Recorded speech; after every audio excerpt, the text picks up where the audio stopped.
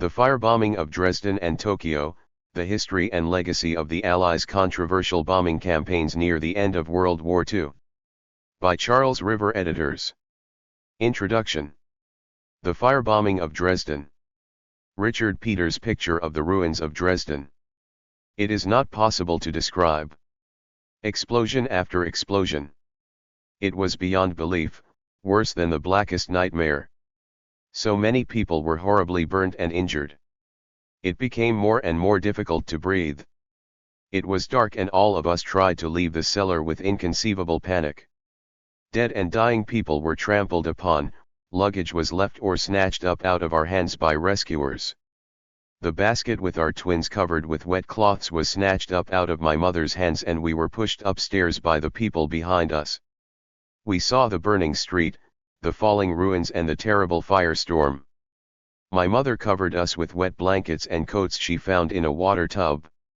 We saw terrible things, cremated adults shrunk to the size of small children, pieces of arms and legs, dead people, whole families burned to death, burning people ran to and fro, burnt coaches filled with civilian refugees, dead rescuers and soldiers, many were calling and looking for their children and families, and fire everywhere, everywhere fire, and all the time the hot wind of the firestorm threw people back into the burning houses they were trying to escape from.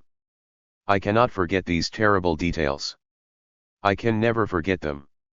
Lothar Metzger, survivor. In the middle of February 1945, the Allies were steadily advancing against the Germans from both east and west, with British and American forces having repulsed the German offensive during the Battle of the Bulge and the Soviet Union's Red Army pushing from the east. Indeed, the war would be over in just a little more than 2 months. Nonetheless, it was during this time frame that the Allies conducted one of the most notorious attacks of the war, the targeting of Dresden. As a Royal Air Force memo put it before the attack, Dresden, the 7th largest city in Germany and not much smaller than Manchester, is also the largest unbombed built-up area the enemy has got. In the midst of winter with refugees pouring westward and troops to be rested, roofs are at a premium, not only to give shelter to workers, refugees and troops alike, but to house the administrative services displaced from other areas. At one time well known for its china, Dresden has developed into an industrial city of first-class importance. The intentions of the attack are to hit the enemy where he will feel it most, behind an already partially collapsed front, and incidentally to show the Russians when they arrive what Bomber Command can do. In the span of about 48 hours, Dresden was targeted by over 1,200 Allied bombers, which dropped nearly 4,000 tons of explosives on the town. The firestorms caused by this pounding hollowed out 1,600 acres and killed at least tens of thousands in gruesome ways. Ironically, many of the victims in Dresden had fled from the Eastern Front as the Soviets advanced, understandably worried about what kind of punishment the Soviets would dole out to capture Germans in response to the atrocities committed in Russia during the war. As the RAF memo noted, Dresden was relatively unscathed before the attacks, and the bombing was justified by the Allies based on Dresden being the home of hundreds of factories and a crucial railway. However, the widespread devastation immediately compelled the Nazis to use the attack as propaganda, and it has been condemned in the nearly 70 years since, with arguments still debating whether Dresden should have been attacked in the manner it was, and whether it was a disproportionate bombing. While most historians agree that the German war machine was in retreat by the time of this bombing of Germany's 7th largest city, other facts about the purpose and efficacy of the attack are less than decided. The debate over Dresden, which began shortly after the bombing and continues to this day, focuses not only on the necessity of the attack but also on the legitimacy of targets, and even on the disputed number of deaths that resulted. Though there was surprisingly little written about the Dresden attack during or immediately after the war, Chris Harman, a military strategist and professor at the U.S. Naval War College, describes the Dresden attack as the bloody shirt that was waved often by those who questioned the morality of Allied actions in retrospect. The firebombing of Tokyo. A picture of a neighborhood in Tokyo in the wake of the campaign. Maj. Gen. Curtis E. LeMay, commander of the B-29s of the entire Marianas area, declared that if the war is shortened by a single day, the attack will have served its purpose. The New York Times. Although it's often overlooked among histories of the Pacific, the first American air raid, the Doolittle Raid, hit Tokyo in April 1942 as a symbolic response to the surprise attack against Pearl Harbor. The raid killed as many as 39 and came close to strafing the Imperial Palace, but compared to what was to come, the raid was light and haphazard. As American forces pushed the Japanese back across the Pacific from 1942 to 1944, their island-hopping campaign ultimately made it possible for the Air Force to conduct bombing runs over the Japanese mainland. The first serious air raids came in November 1944, after the Americans had captured the Marianas Islands, and through February 1945, American bombers concentrated on military targets at the fringes of the city, particularly air defenses. However, the air raids of March 1945, and particularly on the night of March 9, were a different story altogether.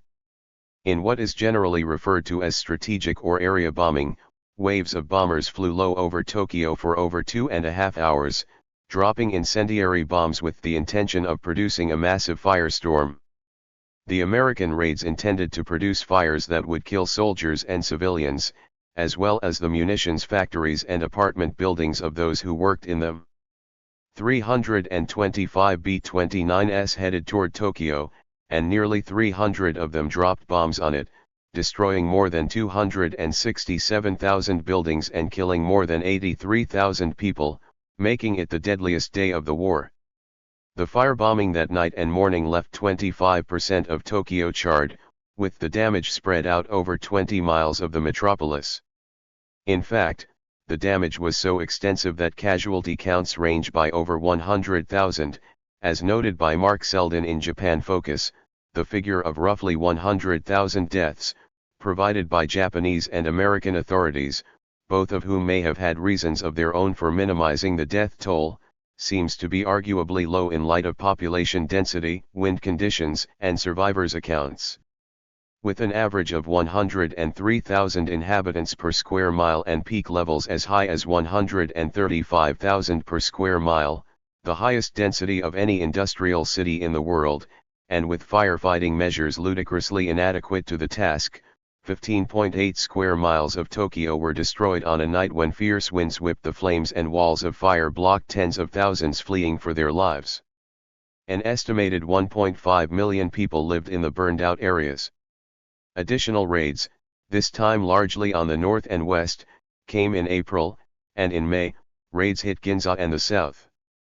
Altogether, American bombers flew more than 4,000 missions over Tokyo before surrender. The damage was spread widely, but it was worst in the Low City, where some neighborhoods were virtually depopulated as survivors fled to the relative safety of the countryside. Honjo and Fukagawa each lost roughly 95% of their pre-raid populations. In 1940, Tokyo was a city of perhaps 6.8 million, but 2 years after the end of the war, when the population had already begun to increase again, it was still no more than 4.1 million. As with dropping the atomic bombs on Hiroshima and Nagasaki, the firebombing of Tokyo has remained controversial since the end of World War II. Japan had wisely spread out its industrial facilities across Tokyo so that one concerted attack could not deal a severe blow to its military capabilities. However, by spreading everything out, as the Germans had also done, Allied planes hit targets in residential zones, greatly increasing the casualties. Thus, by destroying as much of Tokyo's wartime manufacturing as possible, the American Air Force also destroyed half the city.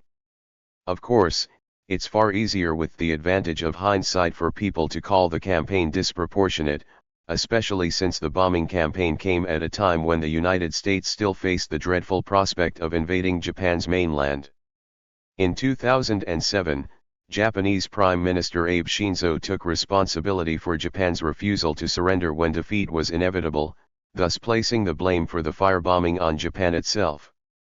Shinzo announced that Japan would financially compensate survivors and bereaved family members of those killed, and shortly after the announcement, 112 survivors filed a lawsuit seeking damages for damage done during the campaign. The firebombing of Dresden and Tokyo, the history and legacy of the Allies' controversial bombing campaigns near the end of World War II analyzes two of the most controversial attacks of World War II. Along with pictures of important people, places, and events, you will learn about the attacks like never before. The firebombing of Dresden and Tokyo, the history and legacy of the Allies' controversial bombing campaigns near the end of World War II. About Charles River Editors. Introduction. Dresden. Dresden before and during the war. The Allied plan. The bombing of Dresden. The roles played by the Allied leaders. Lingering controversies. Tokyo. Background. Bombing missions in 1944. January-February 1945. March 1945. Subsequent bombing missions. The aftermath. Online resources. Tokyo Bibliography. Dresden Bibliography. Dresden. Dresden before and during the war. Dresden at the end of the 19th century. Dresden in the early 20th century. Dresden is situated in East Germany, about 120 miles southeast of Berlin, and its history is representative of both times of heady prosperity and the desperation that followed punishing wars. The city was settled by Saxon migrants sometime around the 11th century. Defeated by the Franks, they built the city as a settlement for their recently converted Christian peoples to live and worship, despite being close to the still pagan Slavic peoples in the area. By 1270, the area had become a German town and remained one for over 600 years, despite conflict with the Slavic Czechs and Bohemians over time. By the 1500s, Dresden had become the capital of Saxony and was blossoming into the architectural wonder that would forge its greatest legacy, but the city also earned a reputation as a military stronghold during the 30 Years' War. Frederick Augustus, Saxony's leader, converted to Catholicism in order to become the ruler of Poland as well, thereby extending Dresden's influence. Despite his own conversion, he allowed the Protestants in the city to continue worshipping as they pleased, making the city a place of rare religious diversity in its time.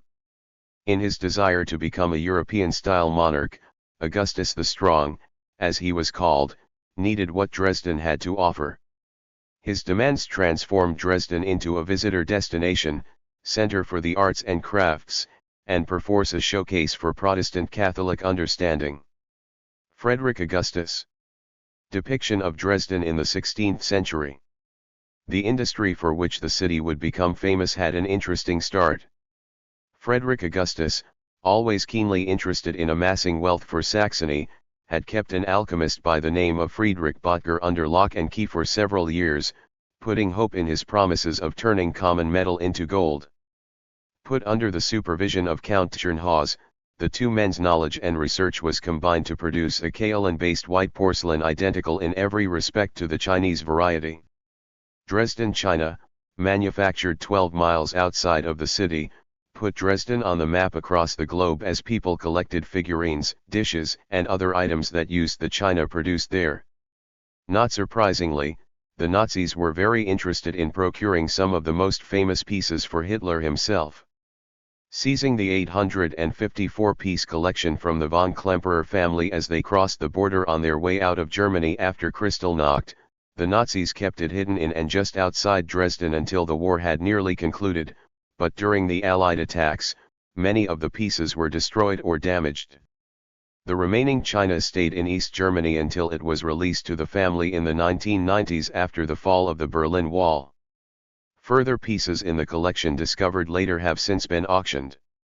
In addition to its namesake china, Dresden became famous for its art and architecture as well.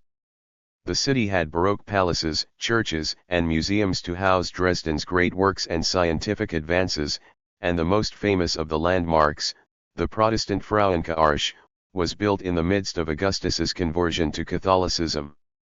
For a time, building codes prevented the city's main buildings from using much wood, a proscription put into place to prevent the fiery destruction that had occurred in Dresden before, but residences were still mostly made of wood and would remain so until 1945. Late 19th century photo of Frauenarche. When Frederick the Great of Prussia took over Dresden in the mid-18th century, Saxony's mineral wealth, trading riches, and agricultural plenty were ruthlessly siphoned into Frederick the Great's war effort. Skilled craftsmen left the city if at all possible, and the people who stayed suffered greatly. The city's fall from grace continued to the end of the war as the scene of the Austrian and Prussian conflict. Johann Wolfgang von Goethe, author of Faust, upon surveying the city in 1768 wrote, "Dresden no longer exists in its entirety. Whoever saw this residence before, in its full flower and glory, and looks at it now, would have to possess no heart were he not to be moved to the extreme by its present wretched circumstances, and stirred to tears of pity." Eventually, Dresden experienced a resurgence in the 19th century, earning the name Elbe Florens, or Florence on the Elbe, in the process. Falling out of favor as a political capital after the Germans began to establish their empire, Dresden developed not as an aspiring political center but as a haven for the arts and leisure. Connected by rail to other important German cities, Dresden grew in population and in industry, producing cigarettes, cameras, braziers, toothpaste, and typewriters for Germany's rising middle classes. After suffering through World War I, during which many of the citizens of Dresden gave their lives fighting for Germany, socialists and rightists infiltrated Dresden and capitalized on the feelings of anxiety and financial panic that immediately followed Versailles. By the time of the economic downturns in the 1930s, both communists and Nazis were making political inroads, but with the left unable to unite, the Nazis dominated Dresden. This process repeated itself throughout much of Germany in the early 30s. For Hitler's first visit to Dresden since coming to power in 1935, the city was bedecked and welcoming. Anti-Jewish codes had been in force even before 1932, and the city's residents looked forward to serving the Reich in whatever way possible. Frederick Taylor explained the good a city like Dresden could do for the Nazi effort. Almost from the first, the new government had started to favor industries relevant to rearmament. This was a planned conscious direction throughout the Reich and Dresden. Dresden's specialties were what the Germans call Feinarbeit precision work. Germany before we had become the largest and most advanced producer of machine tools in Europe, its output far exceeding that of Great Britain. This meant that switching machines from harmless consumer goods to war equipment and thereby changing the nature of entire factories and firms was easy. Cigarette machines could be adapted to produce bullets. Radio assembly lines could be adapted to produce communications equipment and the electrically operated fuses for the Wehrmacht. And nowhere were the skills of the lens maker more useful than in guaranteeing the deadly accuracy of a bomb sight. Hitler had major plans for Dresden, including a reworking of its architecture and layout that would be orchestrated by Albert Speer, and many residents of Dresden felt their city was untouchable. Most importantly, it was located out of the reach of either French or British bombers, and as a city known for the arts and culture, it seemed to hold a special place in the hearts of many Europeans. On November 9, 1938, Dresden, like so many other German cities, had witnessed a coordinated wave of Nazi violence against Jews, a pogrom now referred to as Kristallnacht. Author Frederick Taylor described Kristallnacht in Dresden, a city that many would have seen as an unlikely place for ethnic violence, though he wrote of Dresden's reputation as a place where intolerance had always been kept within polite bounds and where art ha precedence. The city witnessed the vandalism of Jewish businesses, the rounding up and arrest of Jews from their homes, and the burning of the city's synagogue. The Jewish population of Dresden had always been low relative to that of other German cities, but persecution of the Jews was part of the city's history after World War I. When the Ostjuden arrived in the 1910s to escape pogroms in Russia, they were largely shunned, including by established Jewish families in Dresden. A picture of the burning synagogue in Dresden during Kristallnacht. Ironically, the Jews still living in Dresden were scheduled to be deported on February 16, 1945, just 3 days before the Allied bombings. One of the town's Jewish residents, Victor Klemperer, noted in a diary that on the evening of this February 13 the catastrophe overtook Dresden, the bombs fell, the houses collapsed, the phosphorus flowed, the burning beams crashed onto the heads of Aryans and non-Aryans alike, and Jew and Christian met death in the same firestorm. Whoever of the was spared by this night was delivered, for in the general chaos he could escape the Gestapo. Soon after Kristallnacht, Dresden and the town's residents were embroiled in war. They would witness Germany's blitzkrieg war efforts, Operation Barbarossa, in which Germany suddenly struck out against the Soviets in the east, and by November of 1944, Germany had seen over 3.6 million deaths. By February 1945, in the recent German Ardennes offensive, the Battle of the Bulge had taken place.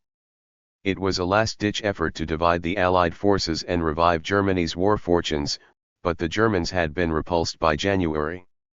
As January turned to February, Germany had seen another 100,000 casualties, with all of their gains from the Bulge erased.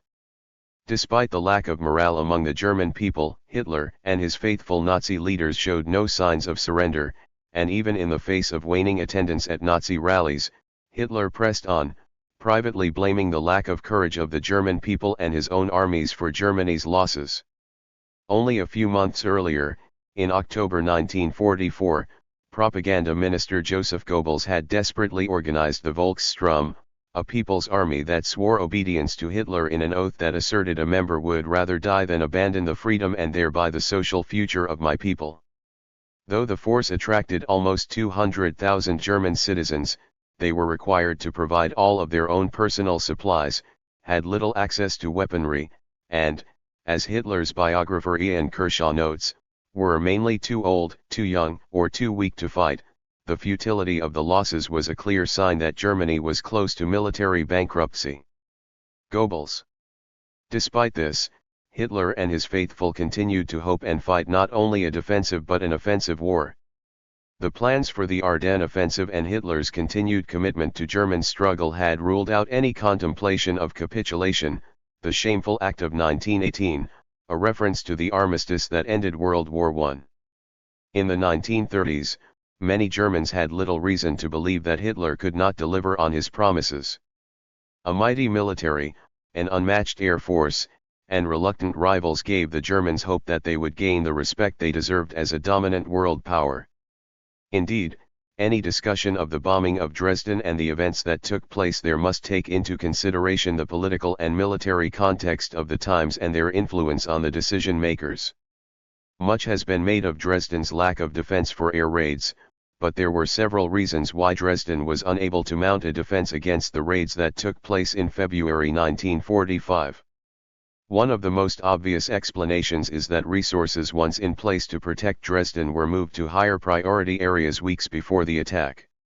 Furthermore, by the end of the war, fuel for the Luftwaffe had become virtually impossible to obtain, and even if German planes were available and within reach of the city on short notice, they would not very likely be cleared for this type of defense mission late in the war.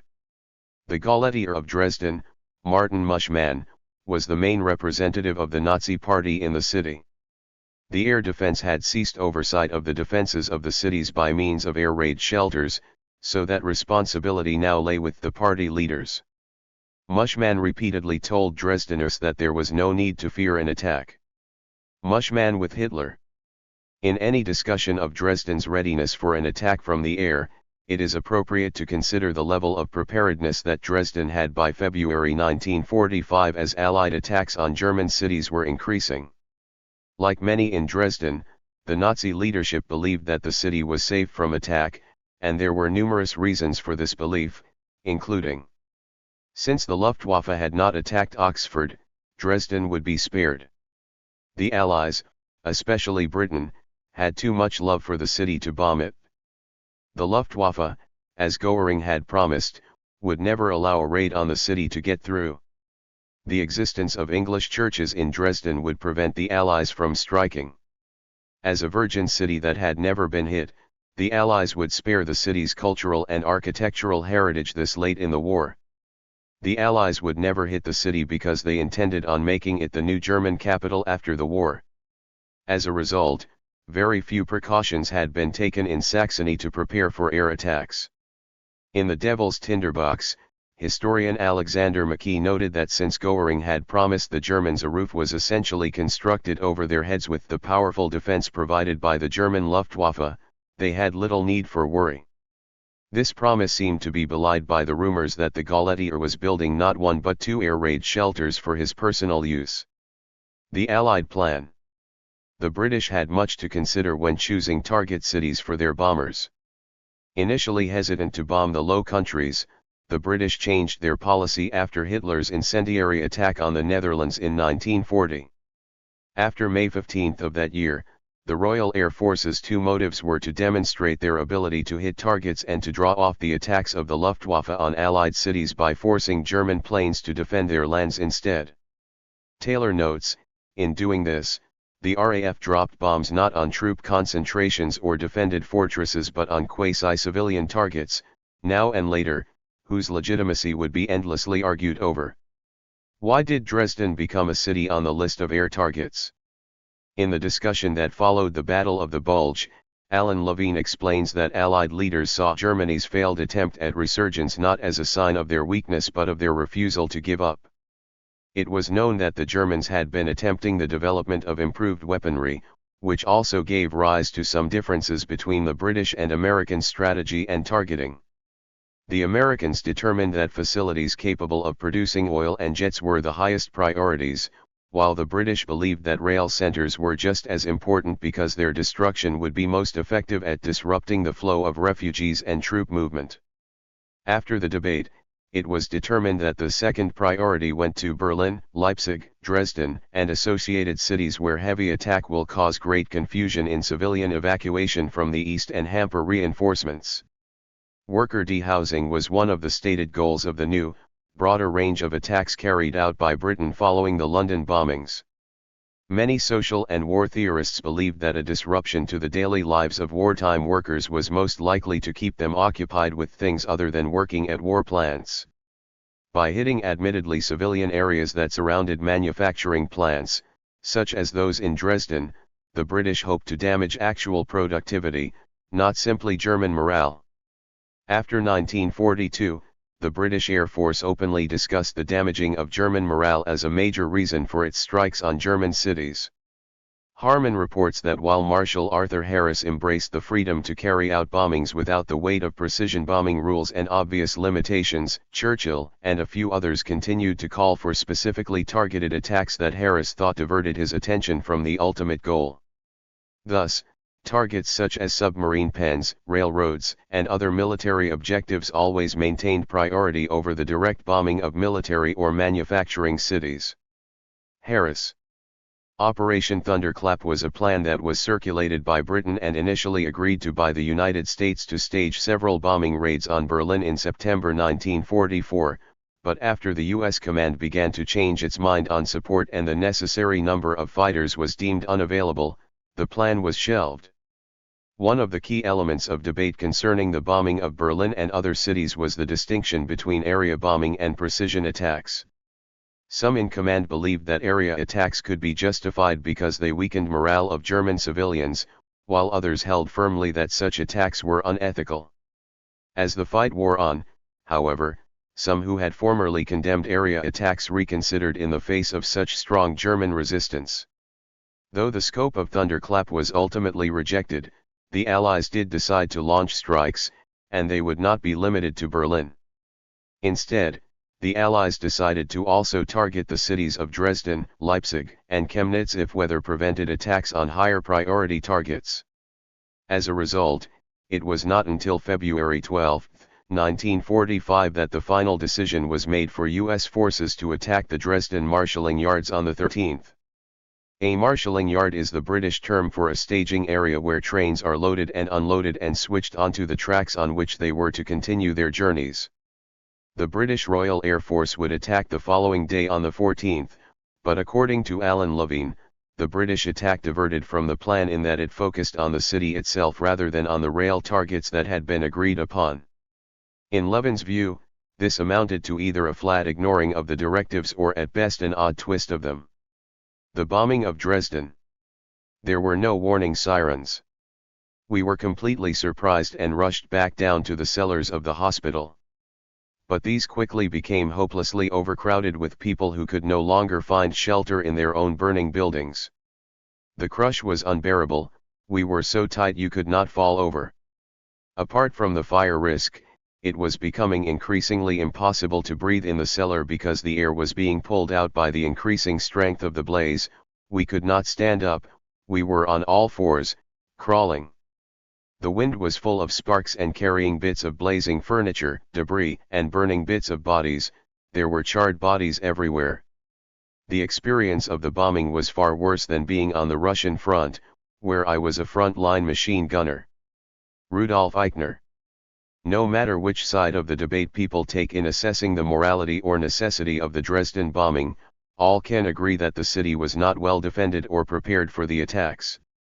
Critics of the Dresden attack often point to the fact that the few anti-aircraft weapons that the city had were removed to other cities beforehand, so strong was the need for them elsewhere and the belief that the city would never be bombed. By January 1945, the flak guns had been removed to the eastern front and only decoys of papier-mâché remained on the nearby heights. Irving notes the foolhardiness of the idea that the city was untouchable, but nonetheless, those living in the city, those sending their children there for safety, and those traveling there as refugees from the east widely believed Dresden would be spared. Among the reasons Dresdeners held this belief, Irving lists, were the idea that Churchill had some relatives living in the city, that since the Germans had not attacked Oxford, a reciprocity would be observed, and that the English simply respected the city and its inhabitants too highly for it to be carried out. Of course, Dresdeners were tragically mistaken. The initial attack on the evening of February 13 was to be carried out by the US, but bad weather prevented them from carrying out this plan, so the Royal Air Force carried out the two attacks on the 13th. The attacks on this night featured a first wave of 244 Lancaster bombers, and for the second wave, 529 more bombers flew over Dresden. All told, the RAF dropped a combination of 2,659 tons of incendiaries and explosives. British marker planes like this de Havilland DH.98 Mosquito dropped glowing red and green target indicators to guide the bombers. Picture of a Lancaster dropping explosives in 1944. This first night of bombings, which started around 10 p.m., came as a mighty shock to many Dresdeners, despite two previous bombings of the city in October 1944 and January 1945. Götz Bergander, a German soldier and citizen, recorded a first-hand account of the bombings that night. On the first night of the raid, an initial attack lit the city afire, and when the second attack took place only hours later, Bergander described its effects on the already devastated city. There was an indescribable roar in the air, the fire. The thundering fire reminded me of the biblical catastrophes I had heard about in my education in the humanities. I was aghast. I can't describe seeing the city burn in any other way. The color had changed as well. It was no longer pinkish red. The fire had become a furious white and yellow, and the sky was just one massive mountain of cloud. The blaze roared, with intermittent blasts of either delayed action bombs or unexploded bombs which were engulfed by the flames. Indeed, the fires created by the bombings were so large that they sucked the wind with almost tornado force. Temperatures reached 1800 degrees, and while some victims died in the explosions or were burned, many more suffocated. The attacks on February 14 began with bombing runs made by the 8th Division of the United States Air Force. During the day, 316 flying fortresses dropped tons of explosives on the city and its marshalling yards.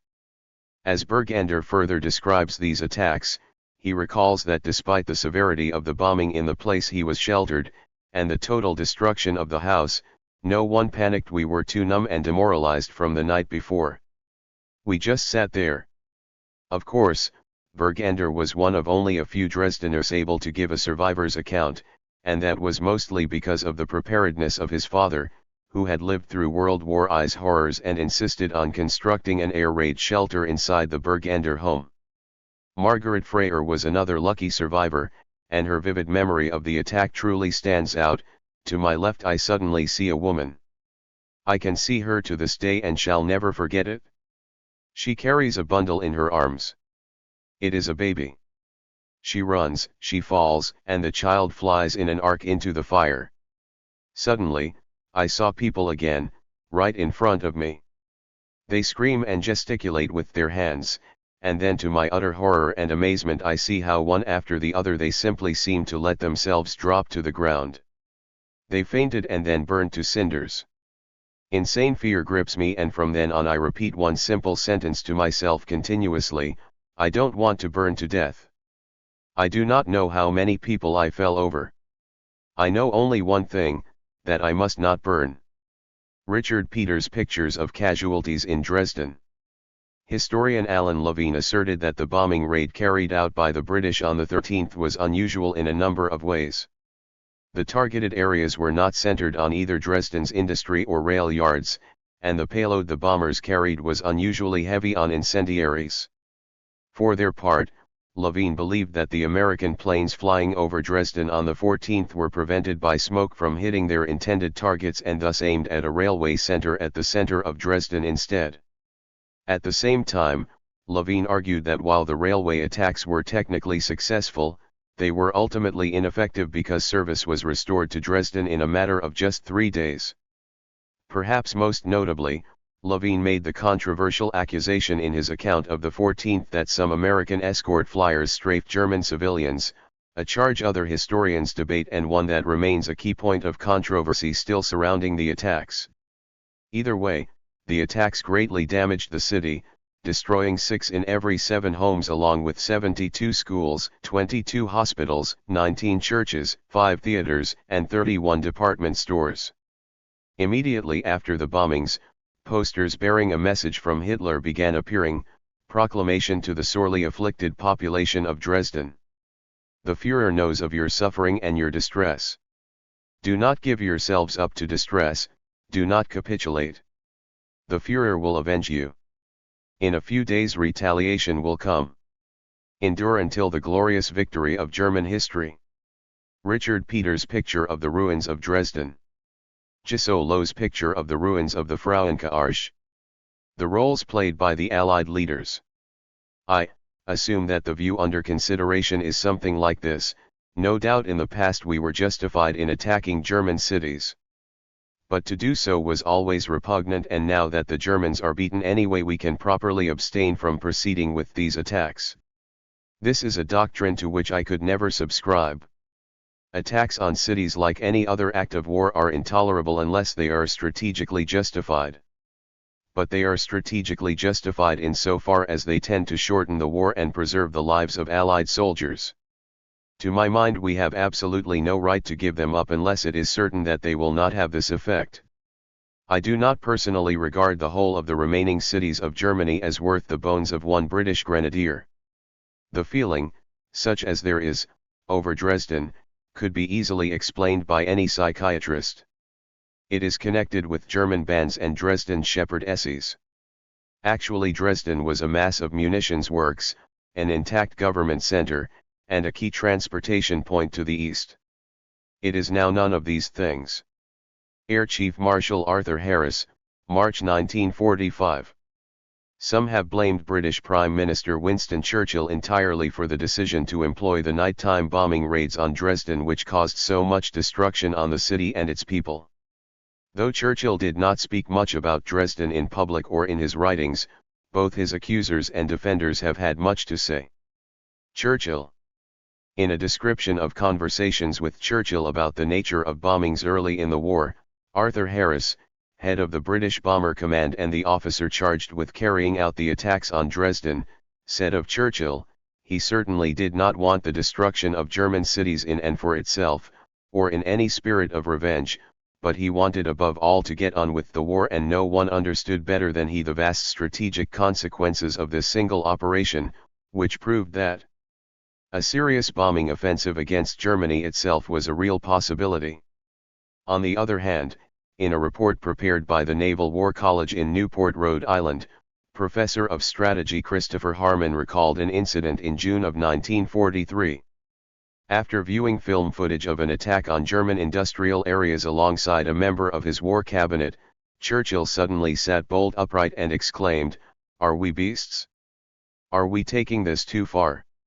Harman goes on to recount other times when Churchill showed public concern about the nature of the bombings, including a harsh memorandum he composed directing his chiefs of staff to review whether or not German cities were being bombed in an effort to break morale while posing as attacks on military targets.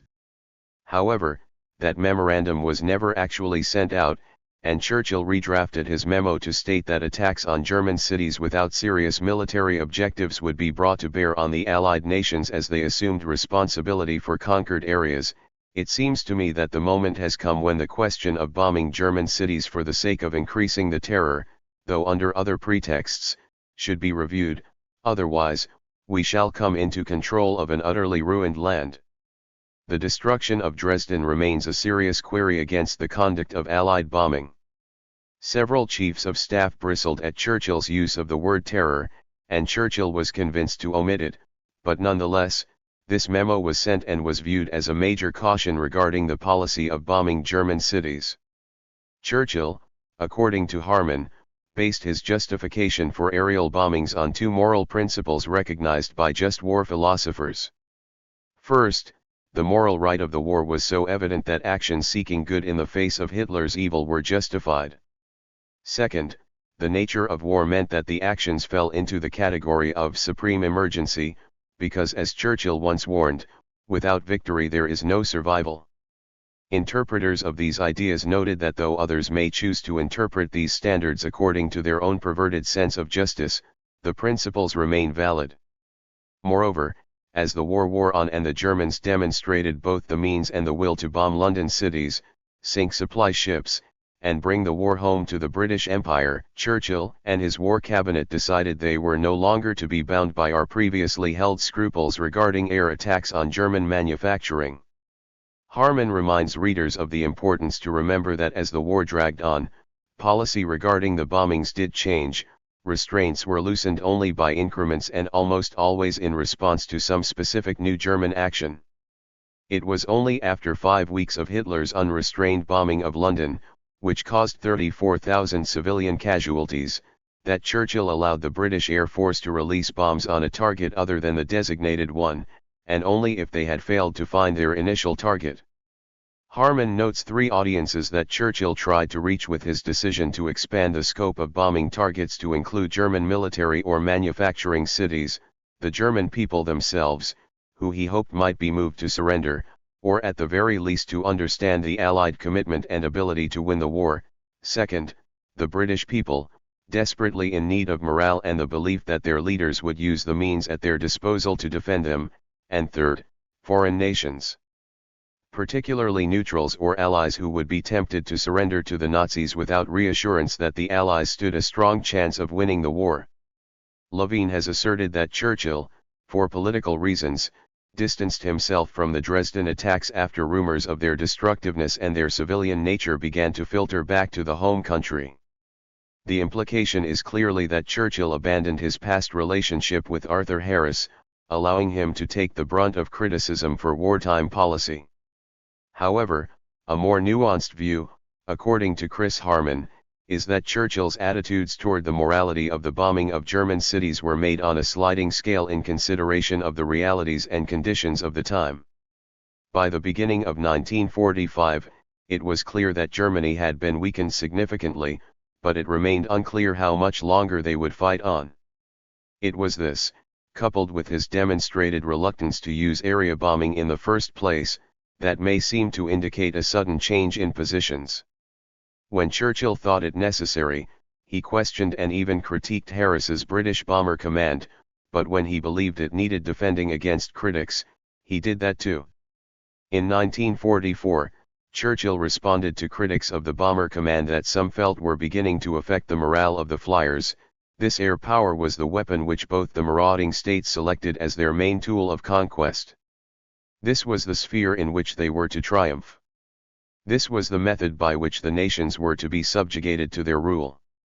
I shall not moralize further than to say that there is a strange stern justice in the long swing of events. In November 1940, the German Luftwaffe attacked the city of Coventry, England. During the attack, large parts of the city were damaged and the city's cathedral was mostly destroyed. The Germans believed their attack was so successful, that they took to referring to a city as Covent-Dresden when they had destroyed it. This was helped by the fact that a strong pacifist movement in the city throughout the 1920s and 1930s meant that defenses had rarely been a priority of the Coventry municipal government.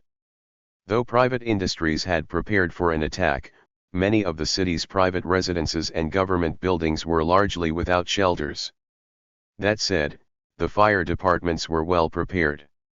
However, Alan Kirky wrote Operation Moonlight Sonata, the German raid on Coventry, to correct what he believes are many fallacies about the German attack, as well as a lack of information about the raid in general. The pilots of the German Air Force followed a protocol similar to that used in Dresden 5 years later in attacking Coventry. The first planes, guided by electronic equipment, would drop both bombs and exploding incendiaries, and the resulting fires would give guidance to the attacks that would follow later. Destruction included factories and gas, sewer, water, and telephone lines, as well as over 50,000 homes. In addition, the Germans dropped time-delayed bombs that prolonged the fear of explosions and further damage. Several historians have charged Winston Churchill with having prior knowledge about the Coventry raid but refusing to disclose it so that the Germans would not discover that their code had been cracked. After a preponderance of much evidence both for and against the theory, Kirky concludes that Churchill personally believed the bombing raids would fly over London that night and returned there for that reason. Moreover, the city was known to be a potential target within 3 to 4 hours of the raid, but for some reason, warnings did not make it to the people of Coventry. The British implemented their counter-plan, Operation Cold Water, but it proved ineffective in repelling the attacks. Perhaps most ironic of all, Churchill was not only accused of having advance knowledge of the Coventry raids and keeping this knowledge a secret but was later accused of bombing Dresden in specific retaliation for Coventry.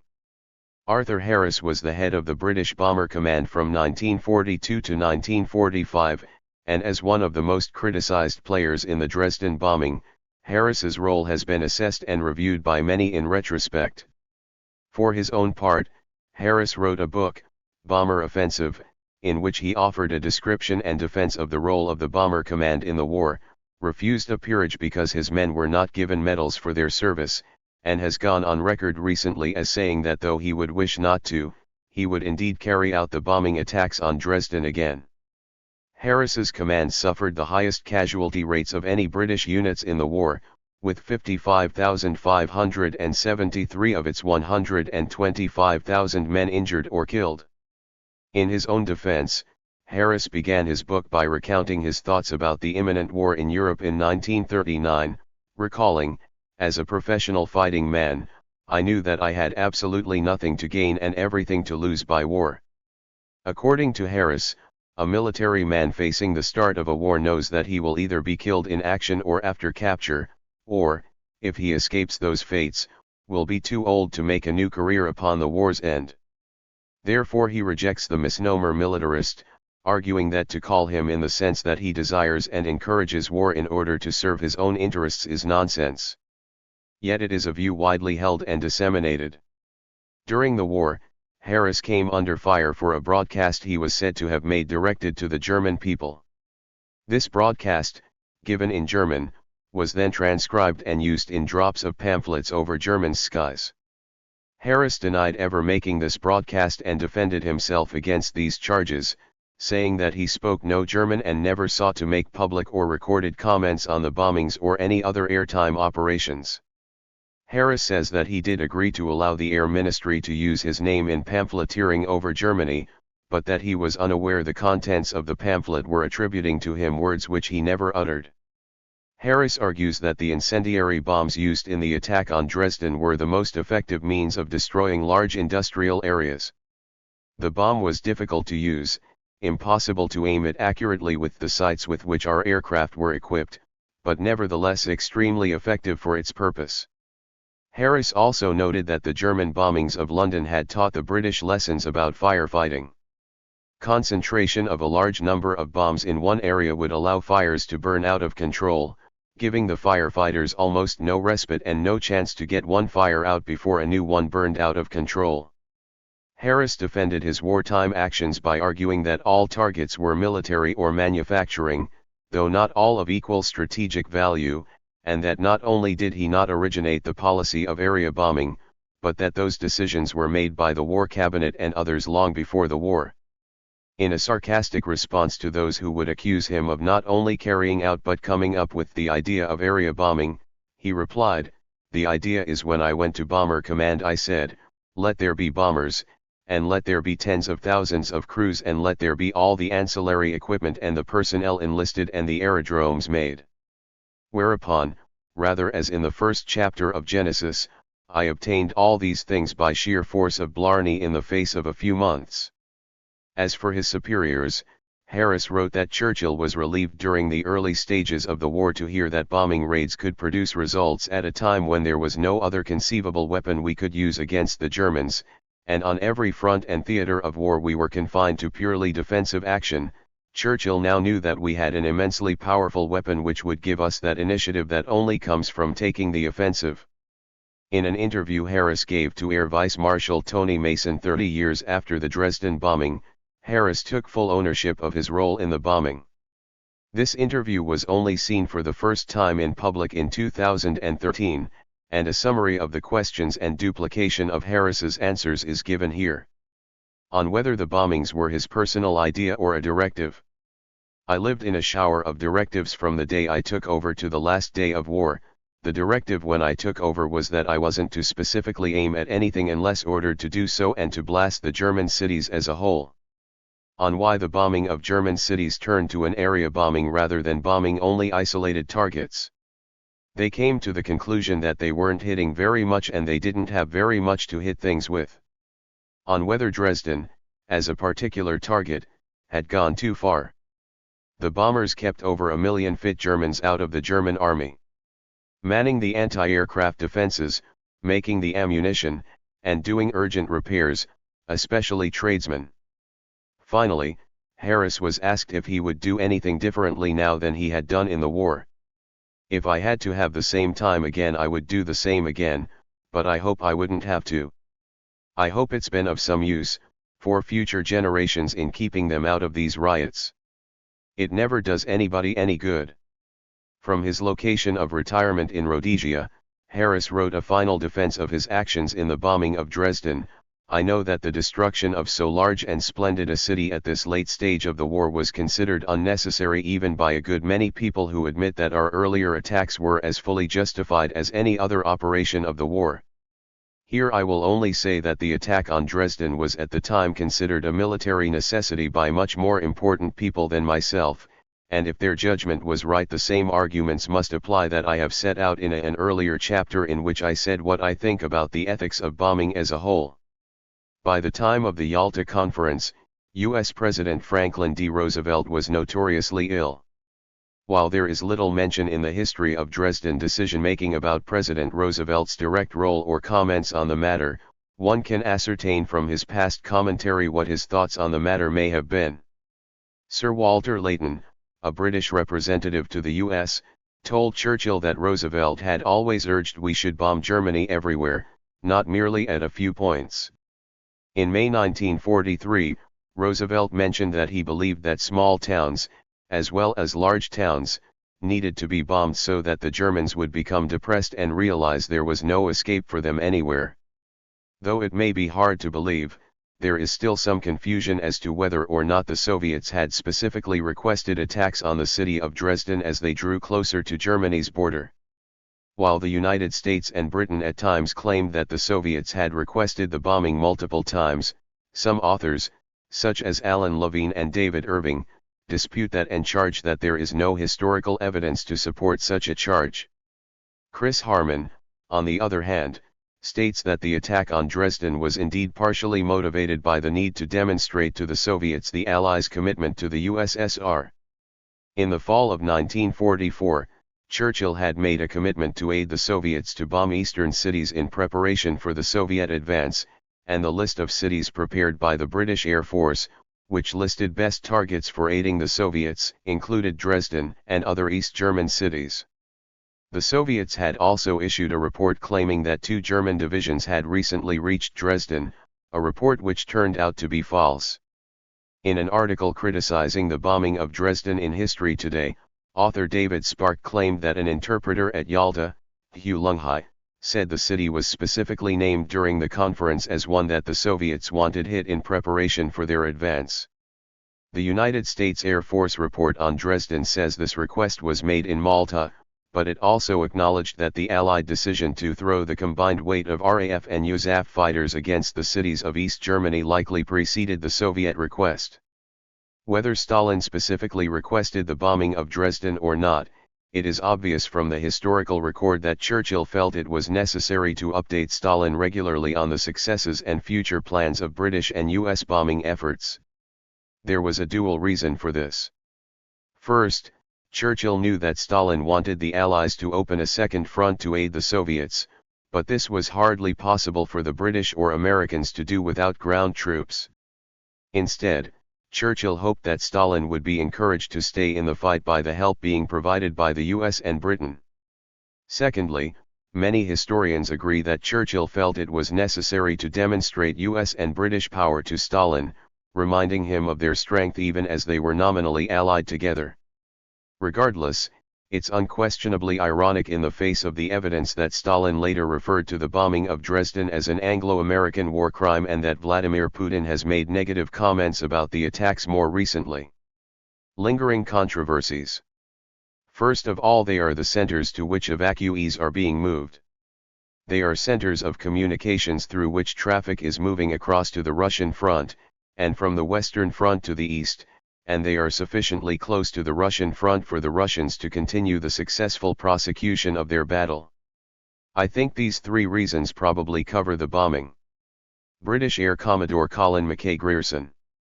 After the war, criticism of the Dresden bombing emerged quickly, and the notion that the bombing was unnecessary at best and immoral, unethical, and even barbaric at worst became the conventional wisdom. Paul Nizan opens his article on the bombing of Dresden by making note of how widespread these beliefs were. Oftentimes, if a lie is presented repeatedly as the truth, people will accept it as truthful. Such is the case with information surrounding the Allied bombing raids of Dresden, Germany, in February 1945.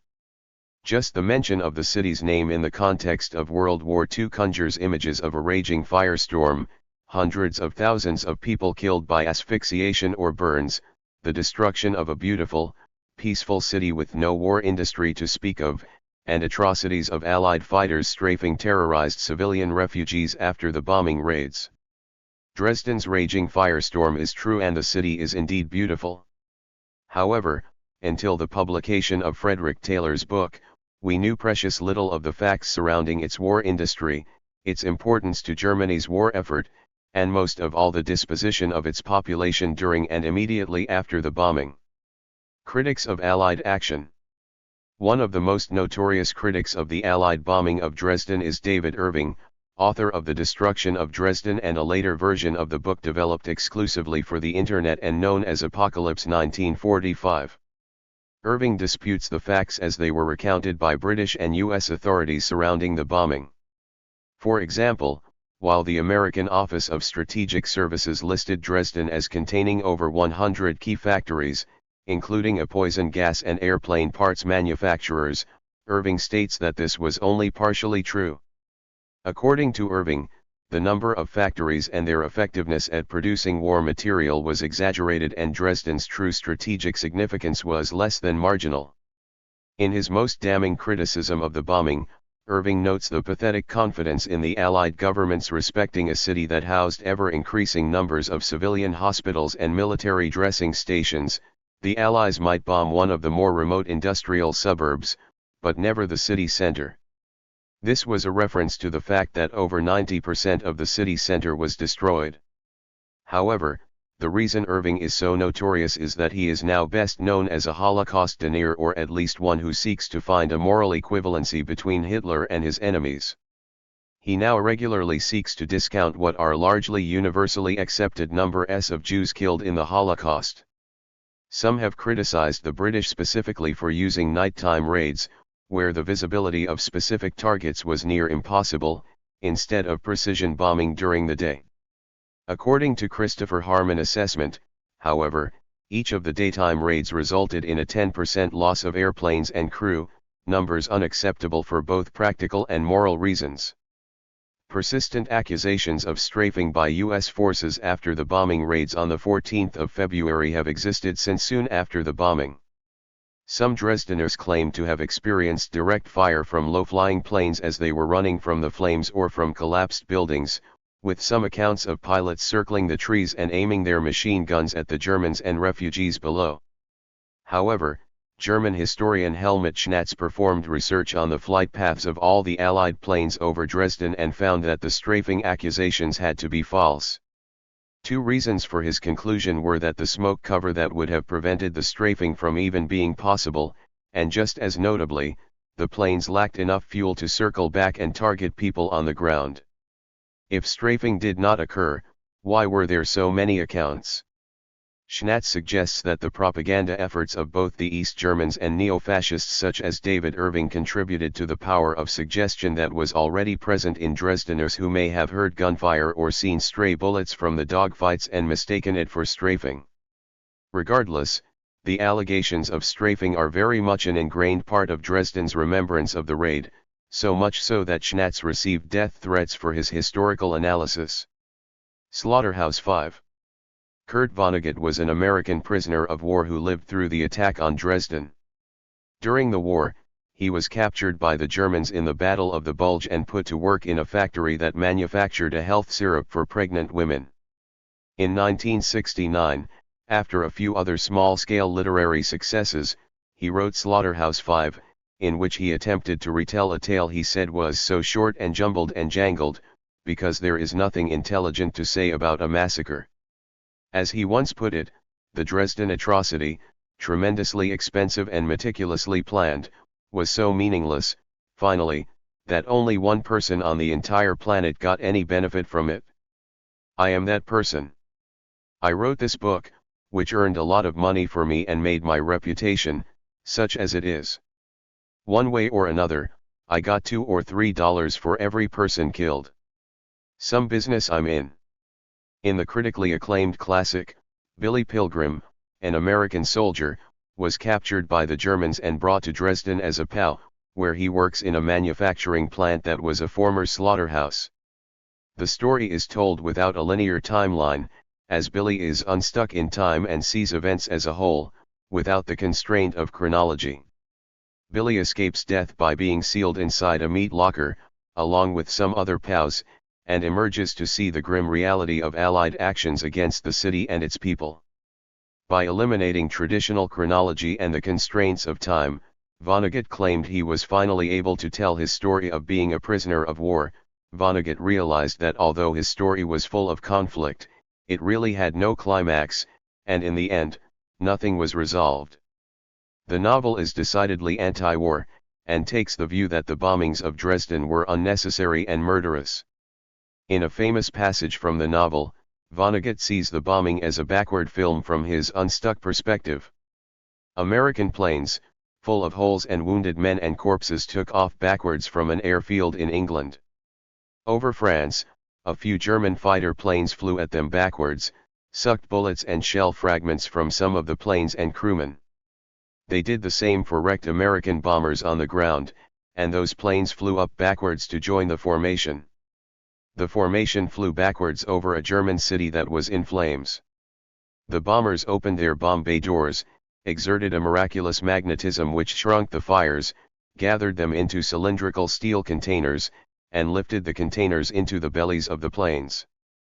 The containers were stored neatly in racks. The Germans below had miraculous devices of their own, which were long steel tubes. They used them to suck more fragments from the crewmen and planes. But there were still a few wounded Americans though, and some of the bombers were in bad repair. Over France though, German fighters came up again, made everything and everybody as good as new. When the bombers got back to their base, the steel cylinders were taken from the racks and shipped back to the United States of America, where factories were operating night and day, dismantling the cylinders, separating the dangerous contents into minerals. Touchingly, it was mainly women who did this work. The minerals were then shipped to specialists in remote areas. It was their business to put them into the ground, to hide them cleverly, so they would never hurt anybody ever again. The American flyers turned in their uniforms, became high school kids. And Hitler turned into a baby. Vonnegut published his novel at the height of the Vietnam War, when its anti-war message had much appeal. The anti-war and anti-capitalist themes of the novel have been widely discussed and debated, and there have been multiple attempts to have the book banned from school reading lists and libraries. Vonnegut claims that the death toll in Dresden was 135,000 people, a number he took from David Irving's The Destruction of Dresden. Irving and Vonnegut developed a personal relationship over the years, and he gave special thanks to Irving on the copyright page in each edition. That number has been discredited by a number of studies and was later revealed as propaganda fabricated by Goebbels himself, but Vonnegut refused to change the number in later editions of the book, and many literary reviews and plot summaries of the novel continue to state this number as though it is an undisputed fact. Whatever the failings of Slaughterhouse-Five as a reliable history of the facts of the bombing of Dresden, it can be argued that it was not until the publication of Slaughterhouse-Five that the tragedy truly registered in the American consciousness. The work made Vonnegut famous and made the New York Times bestseller list, resonating with those who found the Vietnam War another senseless example of war's destruction and death. Casualty rates. As Vonnegut's classic indicates, there is still a debate over the number of casualties, with estimates ranging from less than 25,000 to as many as 250,000. Indeed, perhaps the biggest question surrounding Dresden controversy is how many casualties were caused by the British and American bombings. It is difficult to debate the numbers without the accusation that the death of one innocent is too many, but in terms of historical and military inquiry, this ideal must be considered separately from the pursuit of the actual facts. The difference in the numbers, for instance, would prevent or allow valid comparisons to other World War II events, such as the number of Japanese killed by atomic bombs or the number of Londoners who became casualties of Hitler's bombs before Britain ever raided Berlin from the air. The work that for many years dominated this discussion was The Destruction of Dresden. Printed in multiple languages, the book made the claim that well over 100,000 people had died or were severely injured in the Dresden bombings. Irving states that the most probable number of casualties was 135,000, but he based his numbers largely on a later discredited document known as TB-47. This document was proven to be a Nazi forgery. Irving and his supporters at one time claimed that the casualties were as high as 250,000, a claim that he was forced to retreat from somewhat due to the close scrutiny of forgeries and fake documentation he had based his book upon. A commission of German historians who studied the evidence for 4 years has shed a different light on the number of casualties at Dresden. As Der Spiegel observes, Dresden was a truly catastrophic event to which only very big numbers seemed able to do justice. But the commission, officially named the Dresden Commission of Historians for the Ascertainment of the Number of Victims of the Air Raids on the city of Dresden on 13-14 February 1945, found that 18,000 might be the most realistic estimate of Dresden deaths. Taylor points out that for many Dresdeners, a reduction in the casualty rates can seem insulting, as if the deaths and suffering of family members are lessened by a reporting of actual facts, but this should not be the case. Taylor credits the commission historians who, in his estimate, courageously and doggedly followed the logic of the evidence, knowing the unpopularity it may bring, and says it speaks strongly for the integrity of the historians involved who issued the report despite many political pressures in Dresden itself. Defenders of Dresden. Both the US and British military issued official histories concerning the effectiveness of bombing during World War II. One of the American reports emphasizes the magnitude, resilience, and reserve strength of the German economic system that meant that in order to break Germany's will to win, severe measures would have to be used. The official American reports admit to mistakes made in bombing targets, but the conclusions were that the attacks on oil and transportation sites were not only helpful but vital in bringing about Germany's surrender. British reports substantiated these claims. The British Bombing Survey Unit's operations report claimed that the number of transport vehicles unable to move due to the disruptions made by bombing raids went from 275 in June 1944 to 2,000 by March of 1945. The Americans, however, criticized the British for their use of area bombing on cities in an attempt to break German morale. In an unclassified document issued by the U.S. Air Force in Europe entitled Why Dresden Was Bombed, a review of the reasons and reactions, Joseph Tustin, chief historian of the Air Force in Europe, provides a defense of Allied action on that particular city. The reader will recall that the final military objective of the Allied and Red Armies was to establish a junction somewhere in eastern Germany, thus forcing the enemy to capitulate. As the war approached its climax in early 1945, most of western Germany was in Allied hands and the Red Army was within 60 miles of Dresden. The continued convergence of these armies toward that city began to shape the remaining German-held territory into two rough triangles, the apex of each joining at Dresden, forming a gigantic hourglass. Fate thus placed Dresden at the very center of the maelstrom, the last great railroad center left in Germany. Though Harman admits that at the start of 1945, a reassessment of bombing policy might have been made in anticipation of German defeat, he cautions that it would not likely have resulted in a change of bombing policy for four reasons. First, there was no way to know if Germany had truly reached a point where the bombings were having no effect, as some have claimed. Second, because of the Europe First policy agreed to in the Atlantic Charter, earnest fighting against the still powerful Japanese could not really begin until the German surrender. Third, ending the battle in the skies would allow Germany to put all of its resources into the ground war. Finally, the number of deaths of British civilians mounting with every attack of the German Luftwaffe would have to be taken into account. In his concluding paragraph, Harman states that while the answer to Churchill's first question can be answered definitively with a no, the follow-up question about having gone too far is harder to answer. In the end, Harman believes people are left with the right to draw only this conclusion: in fighting beastly enemies they resorted to an abhorrent means, area bombing, something not a few moral philosophers would call malum in esse, evil in itself. This choice troubled them, and became only more troubling in the post-war calm. The choice of means would have troubled them less, and many fewer non-belligerents killed, had they ceased to use it as soon as their superior power permitted. Did the bombing of Dresden accomplish any of its military objectives? In Joseph Tustin's Air Force report, he quotes Albert Speer, Hitler's personal architect and war armaments director, as claiming that the city had recovered rather quickly and wartime manufacturing was taking place once again.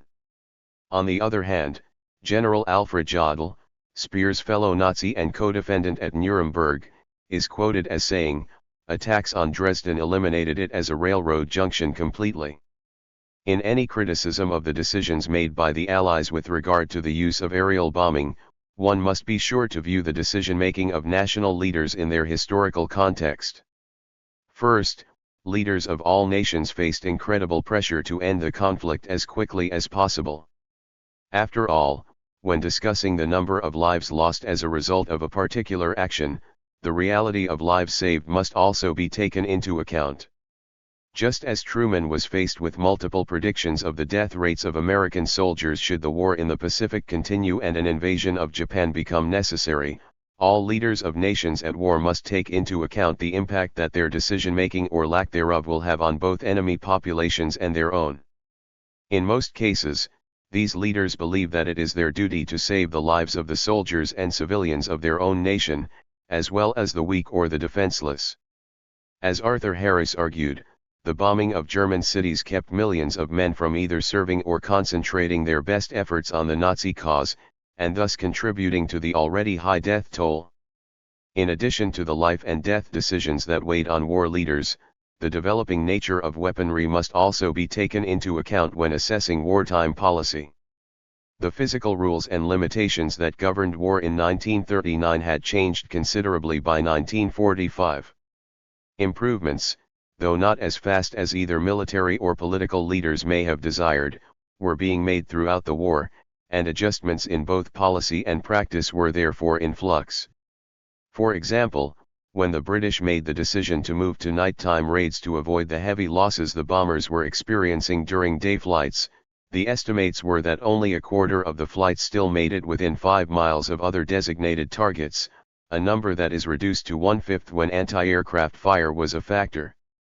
Only recently were the British flyers that carried out the bombing of Dresden recognized by Queen Elizabeth II for the role they played in the war in a formal ceremony. The 2012 ceremony commemorated the contributions of the Bomber Command, many of whom were now in their 80s.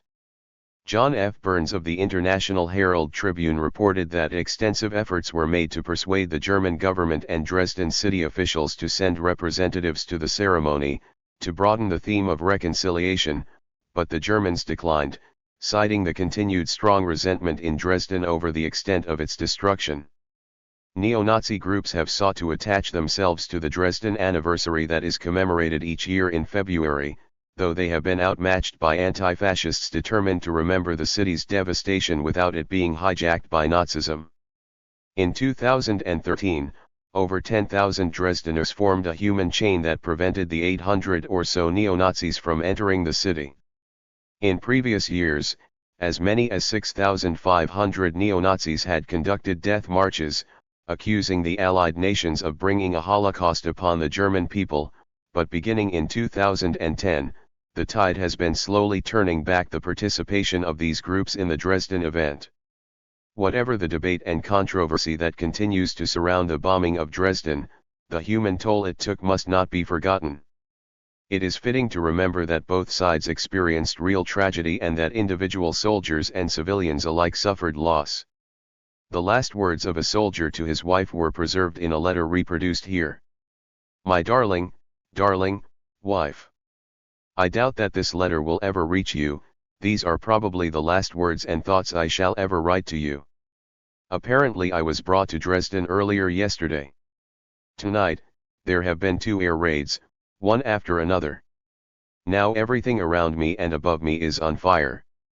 The hospital I'm in has been evacuated, and is empty. Outside, I can hear a firestorm raging, like the one in Hamburg. The whole building has been abandoned long ago. Everybody ran off when it caught fire. I am curious to know how many of them will survive, and where they've gone to. Everything around my bed is on fire, smoke and sparks are making breathing almost impossible. It is peaceful here in the cellar. There is one candle giving out a little light. It is going to get very hot in here too. At the moment, I am just lying here in the cellar which is still cool, smoking my last rescued cigarette, and thinking of all the things one ought to think of in one's last minutes alive. There's nothing I can do but wait, and write these words. Perhaps you will then sense somehow, even if this letter does not reach you and you find yourself alone, that my last conscious thoughts were with you and with my mother. Yours. V. In the face of such tragedy, almost no human can dismiss the bombing of Dresden lightly. Whether one concludes that the bombing was justified in the face of terrible circumstances or that it was a horrible mistake on the part of overzealous generals, the loss of life and culture remains. Who should shoulder the responsibility for Dresden? Winston Churchill, who appeared to wrestle with the attack's morality. Arthur Harris, the man charged with carrying them out. The Russians. The United States. Joseph Tustin's U.S. Air Force report, which sought to provide answers to some of these questions, concluded his work this way: any man alone could have spared Dresden its death throes, had he thought more of his fatherland than himself. Hitler, intransigent to the end, must bear some responsibility in history for the destruction of Dresden, since he wished to see his people dead and his country in ruins before he would surrender. Tokyo. Background. All Americans are familiar with the day that will live in infamy. At 9:30 a.m. on Sunday, December 7, 1941, Pearl Harbor, the advanced base of the United States Navy's Pacific Fleet, was ablaze. It had been smashed by aircraft launched by the carriers of the Imperial Japanese Navy. All 8 battleships had been sunk or badly damaged, 350 aircraft had been knocked out, and over 2,000 Americans lay dead. Indelible images of the USS Arizona exploding and the USS Oklahoma capsizing and floating upside down have been ingrained in the American conscience ever since. In less than an hour and a half the Japanese had almost wiped out America's entire naval presence in the Pacific. The Americans would turn the war in the Pacific around in the middle of 1942, but in the wake of Pearl Harbor and the Japanese invasion of the Philippines, the country was in desperate need of a morale boost, and it would come in the form of the Doolittle Raid. In part to show that the Japanese were not invincible, and in part to reassure the American public that the nation would not lose the war, the Doolittle Raid included both Army and Navy units that launched 16 land-based medium bombers from an aircraft carrier, a feat that was the first of its kind but also one involving a great deal of risk. Getting the bombers and carriers in place to execute the mission involved much strategic planning and cooperation within the American military, and had it failed, it could have dealt a serious blow to the American Pacific presence due to the nation's limited resources in that theater. A picture of the bombers on deck on April 18 before the Doolittle Raid. A B-25B Mitchell taking off on the raid. As if getting in position wasn't challenging enough, the raid was never designed to include a round trip back to the carrier. Given the size of the bombers, the planes were unable to land back on the USS Hornet, so the plan was to have them fly over Japan and ditch in China after bombing Tokyo. While most of the crew would survive the mission, a few died during the raid, all of the planes were lost, and Japanese search parties eventually captured a number of Americans and executed 3 of them. One of the crews landed in the Soviet Union and would end up being interned there for a year. From a tactical standpoint, the raid accomplished nothing of note, and Doolittle actually thought he would be punished for the results, but the Doolittle Raid served its purpose of boosting American resolve and demonstrating to the Japanese that they could be attacked at home as well.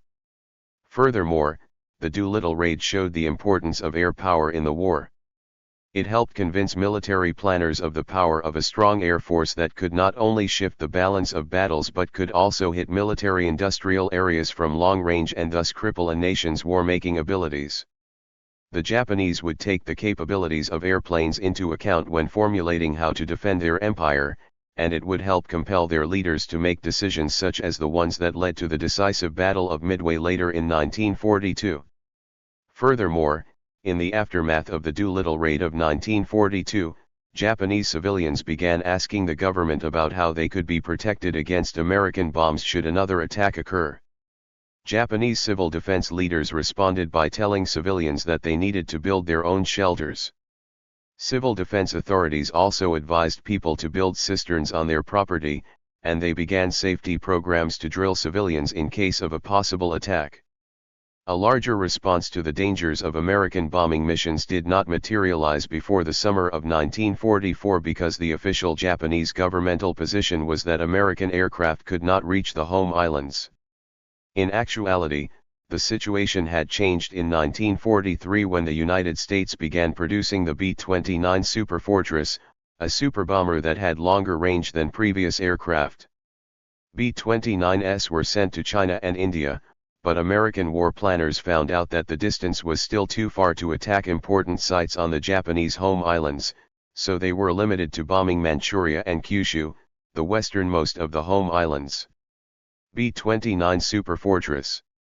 In the fall of 1944, the distance between American airfields and the home islands shrank when B-29s were sent to the Marianas Islands, a new base from which to attack Japan, and that November, an attack by B-29 squadrons hit targets in Japan. With that, American governmental officials believed that Tokyo's war industries have been badly hurt, and that no part of the Japanese empire is out of range. 3 days later, B-29s hit Tokyo, though at this stage, the psychological impact of the bombing mission far outweighed its physical destruction. A picture of B-29s dropping bombs on Tokyo. By early 1945, American military planners realized that they could bomb the Japanese home islands with impunity by flying at 20,000 to 30,000 feet because Japanese anti-aircraft guns could not reach the bombers and Japanese fighters were not equipped for high-altitude missions. However, these tactics would change in February 1945 when General Curtis LeMay, the man who oversaw the bombing missions, began experimenting with the use of incendiary bombs and then with low-altitude incendiary bombing missions. These low-altitude missions would be designed to maximize the destruction of Japan. LeMay. In order to understand the bombing missions in Japan, it necessary to understand the military technology that America developed in the aftermath of Pearl Harbor, which ultimately made it possible to undertake such an endeavor. Prior to 1940, the Army Air Corps focused on developing high-explosive bombs that would be focused on individual targets, but in 1940, the military experimented with their bombs by filling a chemical bomb casing that previously held an irritant gas with a mixture made up of rubber, lye, coconut oil, and gasoline already used by the British. The resulting mixture, which had the texture of a jelly, created an incendiary bomb that was designated the M47. In 1941, the American military went a step further by acquiring not just the filler but an entire bomb. This bomb, the M50, had a magnesium casing that was filled with powdered aluminum and iron oxide. An M47 bomb. An M50 bomb. These two bombs would be used for different purposes. The M47 was heavier at 100 pounds and therefore had better penetration capabilities, so this bomb would be used on large structures. For example, the M47 would crash through a building's roof, and then a burster charge would detonate, blowing the casing apart and dispersing flaming gobs of gasoline gel downward and outward in a conical pattern over a circle of about 60 feet under ideal conditions. Conversely, the 4-pound M50 was used on smaller buildings. The M50 was dropped in clusters of 34 bombs, and after one of these groups of bombs fell, an arming wire would release the metal bands that held the bombs, allowing them to separate during descent. After penetrating the roof and coming to rest, the filler mixture would ignite and its intense heat would then ignite the magnesium body. The ensuing fire would burn for about 10 minutes at 2400 degrees Fahrenheit and was difficult to extinguish. While both of these bombs were used by the United States in World War II, American scientists also developed a third incendiary device that would be used quite prominently in the bombing raids against Japan. In September of 1941, Air Force General Henry Arnold wrote to Vannevar Bush, head of the Office of Scientific Research and Development, asking him to develop a substitute incendiary bomb because of a shortage of magnesium. Bush and his team from the National Defense Research Committee subsequently created 2 gasoline gel fillers, and they also created a new bomb. Arnold. Bush. This new M69 bomb was small, since the Army Air Corps already had the 100-pound M47 and wanted a replacement for the small M50 bomb. The new bomb weighed 6.2 pounds, and, like the M50, it would be dropped in clusters. However, what made it different from the M50 is that once the bomb came to rest inside the target, a delay fuse would ignite, and after 3 to 5 seconds it would detonate an ejection ignition charge. Upon detonation, a TNT charge would explode, and magnesium particles would ignite the gasoline gel contained in a cloth sock. Unlike any other bomb, the explosion blew burning gel out of the tail of the casing and, like a miniature cannon, shot it as far as 100 feet. If the gel struck a combustible surface and was not extinguished, it started an intense and persistent fire. By 1942, American and British military officials were using these kinds of incendiary devices to bomb German cities in an attempt to reduce civilian morale. For example, when the British bombed the city of Cologne in May 1942, they used a mixture of high explosive and incendiary bombs to inflict as much damage as possible. Ultimately, the conclusion American military observers came to while analyzing the bombing missions in Europe was that the clue to the successful all-out bombing of Germany lies more in the use of incendiaries than in high explosives. Even more vital, consequently, than the mere temporary dislocation of an industrial target through the use of HE is the permanent fire destruction of the homes and essential services for Germany's war workers. These are, therefore, today regarded as the primary target for air attack. If the homes and essential services of Germany's war workers are destroyed through mass incendiary attack, there will be realized as an extremely important byproduct permanent fire damage to war plants located in or near the urban centers. With respect to the new NDRC bomb developed by Bush and his team, the British suggested that the oil bomb should supplant the magnesium bomb. The British LC 30 pounds oil bomb per ton of bomb lift is some 1 to 1.5 times as effective as the British or American 4 pounds magnesium bomb for attacking German areas. The new US 6.2 pounds oil bomb is, the NDRC group believes, several times as effective as the 4 pounds magnesium bomb on the same type of target. Bombing missions in 1944. While American military officials were focused on bombing missions in Germany in 1942, that focus switched to Japan a year later as President Franklin D. Roosevelt and General George C. Marshall began analyzing potential bomber bases from which to launch missions against the Japanese home islands. Attempting to create a list of the most important Japanese industrial and economic targets, Raymond Ewell sent a memorandum to high-ranking military officials advocating for the use of the M69 incendiary bomb.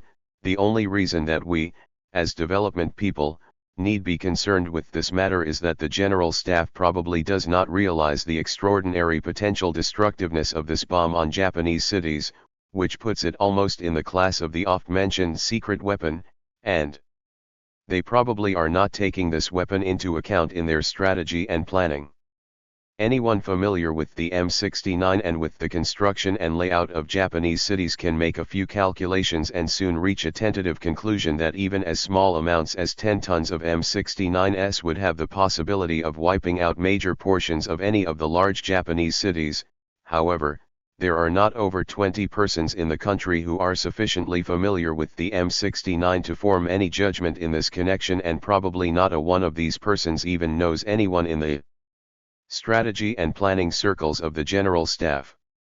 It would seem that steps should be taken to bring this weapon and its possibilities to the attention of the General Staff at once.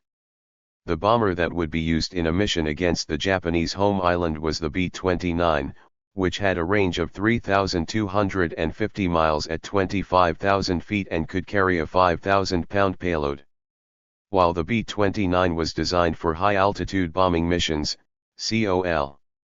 Emmett O'Donnell, Jr. became convinced that it should be used in a different capacity. In a memorandum to the Army Air Forces Board, he wrote, "As a matter of fact, for use in the specific task of attacking Japanese cities from Chinese bases with incendiary bombs, I believe this airplane could be used with greater effect without any armament by dispatching them singly at night and bombing by radar, considering the difficulty our P-51s experienced in pressing home attacks in daylight. I believe that the Japs would be absolutely frustrated in successfully attacking them at night. This single airplane operation would have the additional advantage of allowing the ships to be used to their absolute maximum range.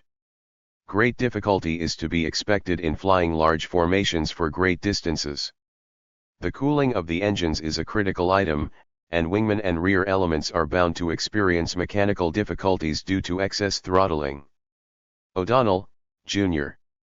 For the Japanese, a major problem in the defense of the home islands was the fact that they lacked a plane that was able to intercept a high-altitude bomber like the B-29. The planes the Japanese military did possess were designed to operate at 16,000 feet, well below the 25,000 feet of the B-29s, but three major aircraft would be used in the defense of the Japanese home islands. The Ki-61 was a single-engine fighter that had two 20mm guns and two 12.7mm machine guns. The Ki-44 was also a single-engine plane that had two 12.7mm guns and two 7.7mm machine guns, and the Ki-45 was a twin-engine plane that had three machine guns and a 37mm cannon. The defense of the home islands fell to three military groups. Tokyo was to be defended by the Eastern Army Command's 10th Air Division, the rest of the island of Honshu would be defended by the Central Command's 11th Air Division, and the western end of Honshu and the island of Kyushu would be defended by the Western Army Command's 12th Air Division. Along with fighter planes, the Japanese defense would also utilize anti-aircraft batteries that were mainly deployed around industrial cities like Tokyo, Yokohama, and Nagoya. However, the only anti-aircraft gun that the Japanese possessed that was capable of reaching the B-29s at high altitude was their 120mm model, and the production of that gun was limited. Moreover, at 21 tons, it was not a mobile weapon. As if that wasn't bad enough, Japanese radar systems were not as highly developed as the German systems in Europe, so the small number of radar units that were available were used around Tokyo and other major cities. For the rest of the home islands, sound locating devices were used. By 1944, interest in incendiary bombing missions on Japan increased, and in June of that year, the Committee of Operations Analysts created a subcommittee to study the question of fire attacks upon urban industrial areas of Japan. Their findings were summarized in a report which stated, in Tokyo, Osaka, and Nagoya between 15 and 20% of all manufacturing workers are employed in establishments so small in size that they can hardly be distinguished from dwelling units. These workshops are probably located in quite random fashion through the business, industrial and residential areas. Destruction of residential areas by fire would probably account for many small-scale manufacturing enterprises. Small-scale units very often serve as feeder plants and parts manufacturers to large factories. There is considerable evidence that small-scale units are producing parts for airplanes, machinery, ordnance items, and other war material. Designs, technical advice, credit, and equipment are frequently provided by the larger prime contractors. A simulation by the AAF of a bombing mission on Kobe, Japan, from the Marianas Islands produced some important results for subsequent operations. By simulating a high-altitude attack in broad daylight, the AAF calculated that 20% of the aircraft would fail to reach the target, and among those that did reach the target, an estimated 15 to 25% would miss. Based on this simulation, the AAF estimated that 153 B-29s would need to be deployed in order to destroy the city, and the AAF also estimated that night bombing or blind bombing during daylight hours would require twice as many bombers to accomplish the task. In response to these findings, supporters of low-altitude incendiary bombing again noted the differences between past bombing missions and the situation in Japan. They noted that Japanese cities had higher population densities than German cities, and that buildings in Japan were also more flammable. Furthermore, they noted that the weather over Japan would be a hindrance to high-altitude precision bombing. In the fall of 1944, American military personnel began building airstrips on the island of Saipan, one of the Mariana Islands. From Saipan, B-29s would be in range of the Japanese home islands, and the initial mission against Tokyo, dubbed San Antonio I, would be a daytime precision bombing mission. General George Kenney was vocal in his criticism of the planned mission, as he believed most of the B-29s that would be launched for the mission would fail to reach Tokyo and that those that reached their targets would suffer heavy casualties. A map with Saipan in the center right and the Japanese home islands at the top. Kenney.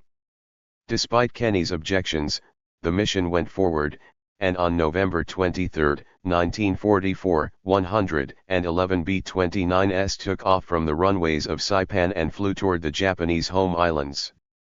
As the bombers reached the coast of Japan, they were confronted by Japanese planes and anti-aircraft fire, and the ones that made it through had to deal with tailwinds reaching 140 miles per hour, which gave the bombers ground speeds of approximately 445 miles per hour. This created problems for the bombardiers who were trying to accurately drop their payloads, and in all, only 24 B-29s dropped their bombs on the correct target zone. The other 64 B-29s that reached the designated areas dropped their bombs either on the dock areas of Tokyo or into Tokyo Bay. Unbeknownst to them at the time, the B-29s had located the jet stream, a band of air running from northern Siberia and across Japan that reached speeds of up to 500 miles per hour at altitudes between 30,000 to 40,000 feet. Up until that time, nobody had much reason to worry about the jet stream because it was at such high altitudes, but it adversely affected the ability of American bombers to conduct high-altitude precision bombing runs.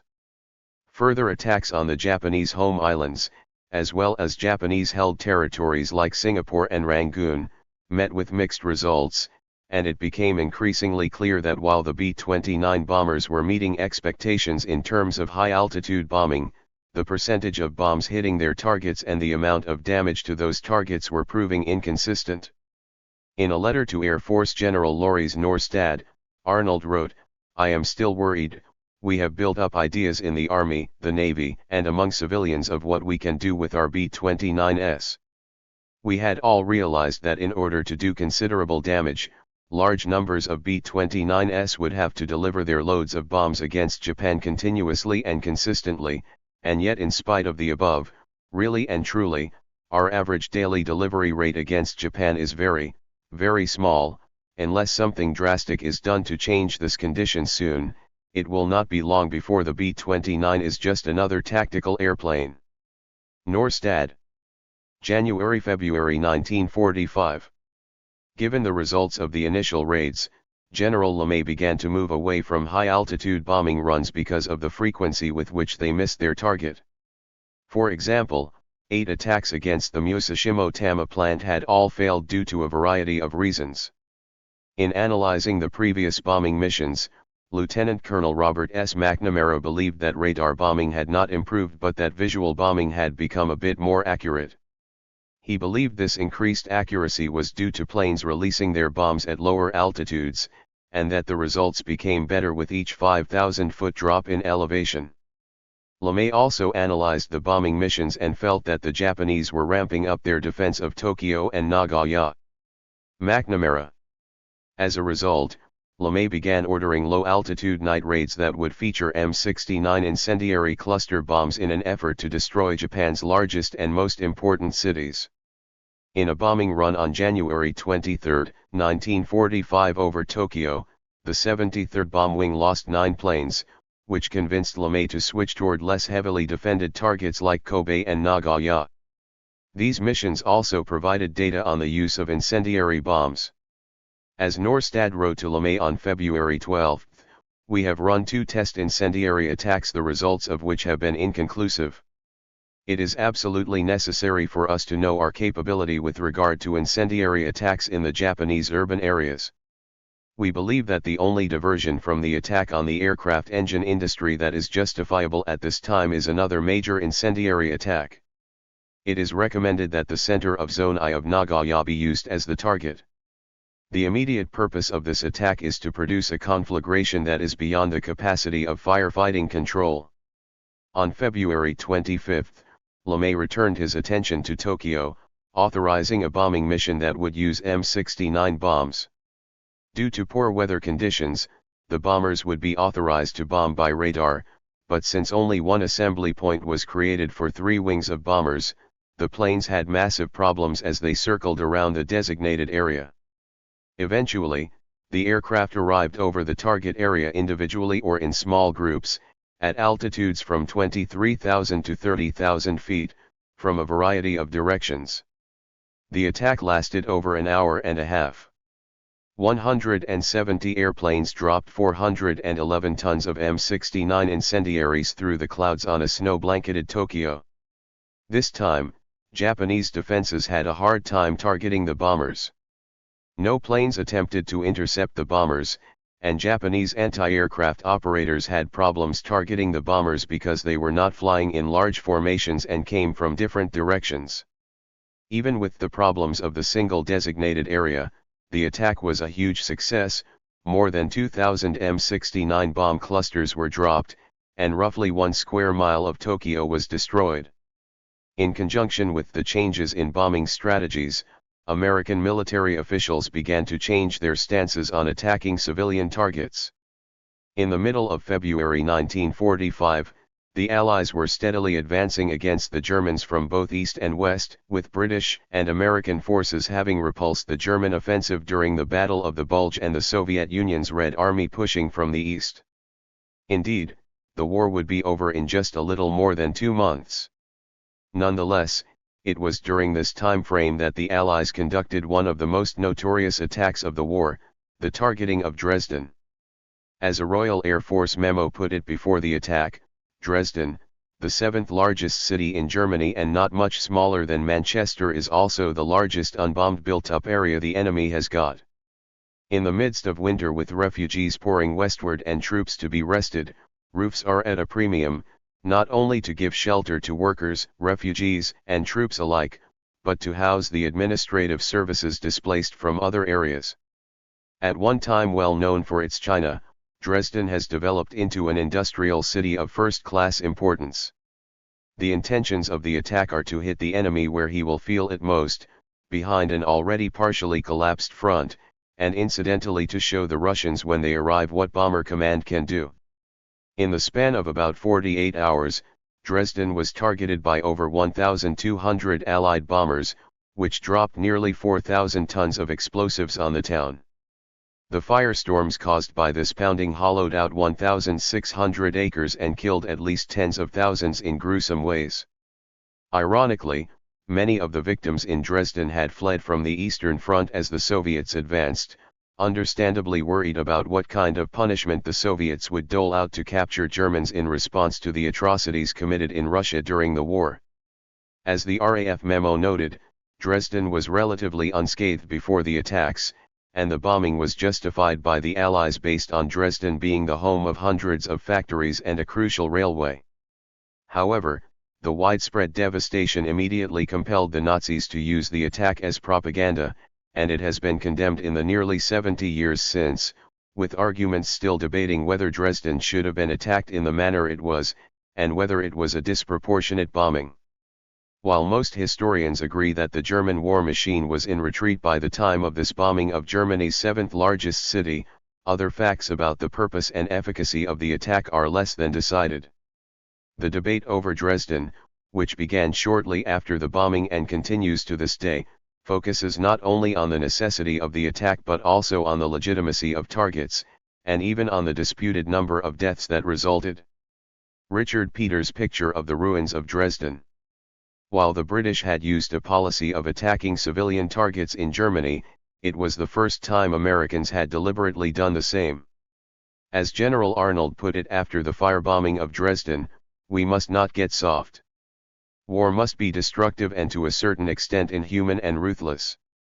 Norstad and LeMay also supported this view for American operations over Japan, and it would color their approach in the coming months. March 1945. In early March 1945, LeMay made the decision to take a new approach to the bombing of Japan. The B-29 had been designed as a high-altitude precision bomber that was supposed to fly in large formations during daylight and conduct visual bombings. Now, however, they would be used at night, flying individually at altitudes between 7,000 to 8,000 feet and using radar to bomb targets. LeMay was especially driven by the belief that flying at low altitudes would allow his bombers to avoid the high winds and poor visibility that had consistently plagued previous bombing missions. The bombers that would be featured in these raids were reconfigured specifically for low-altitude incendiary bombing. In order to lighten the load of the bombers so as to pack more bombs on board, the number of crew members was reduced.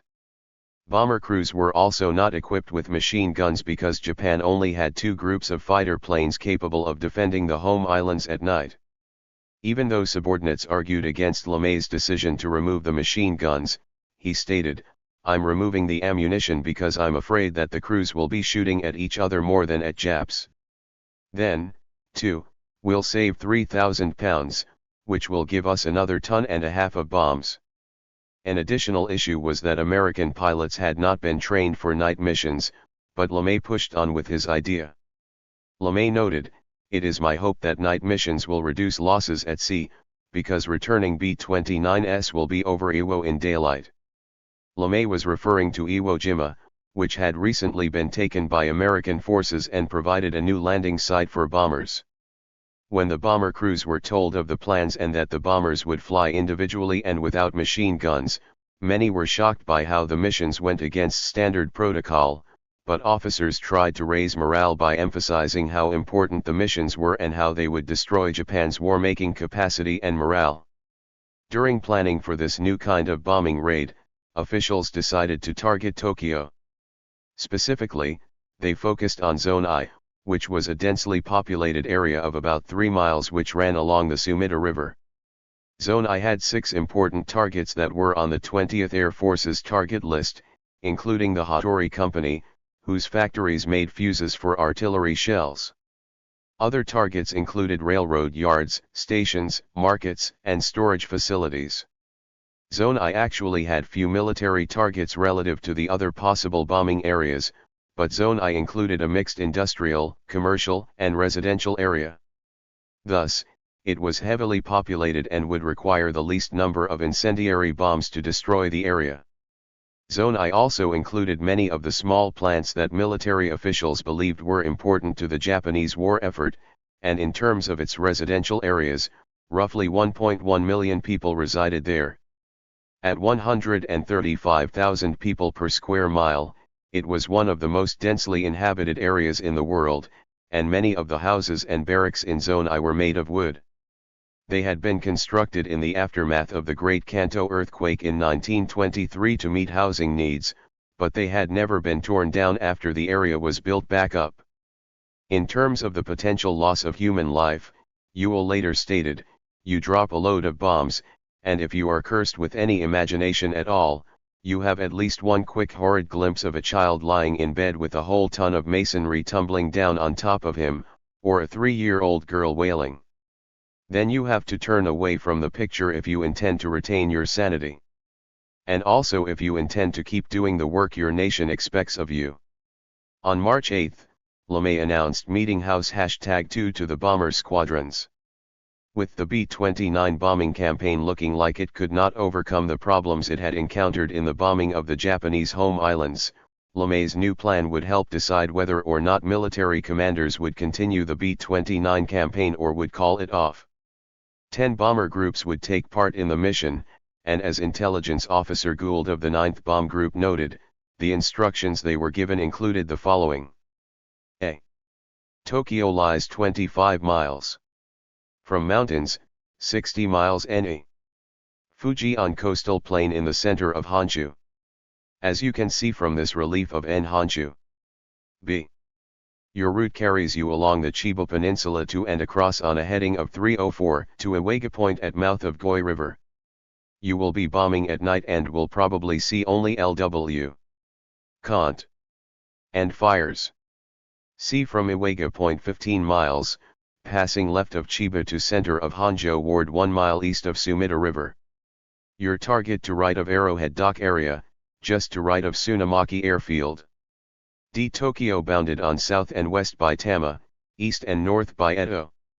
Don't be confused by 25 extension to south, 10x10. E. Honjo is west half of the area bounded by Sumida and Naka, 1500. Honjo is 2x3 and Delta is 4x6. F. Elevation 183 feet. G. Your radar aiming point is main RR bridge crossing Sumida at bulge to west, river here 400 feet. 3 bridges below, 7 above. H. Your visual aiming point is 1 mile east of bridge across Sumida.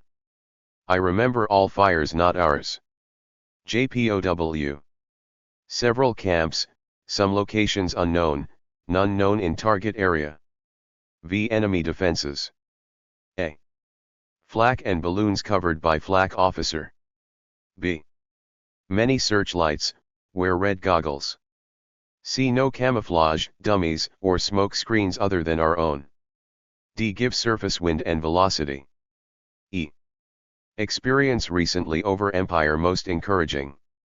Without trying to make you apprehensive, it is still our duty to tell you that there are, according to February 21 recon. 160 twin 2. 300 single 3. 80 airfields others building 4. Underscore underscore underscore underscore underscore underscore Night Fighters 5.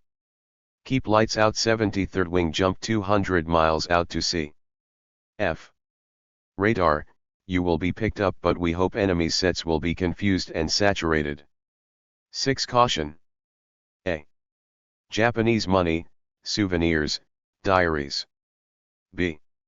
Name, rank and serial number only. The reaction from the bomber crews ranged from acceptance to outrage. Some thought that LeMay was desperate and that they were about to suffer the consequences of it, but even with the mixed feelings about the mission, the members of the bomber crews knew that they had to undertake the mission. As the bombers assembled and prepared for takeoff at roughly 7 p.m., Norstad sent a message to Washington: "Operations tonight will be largest yet, if plan can be carried out. Its effect may be significant.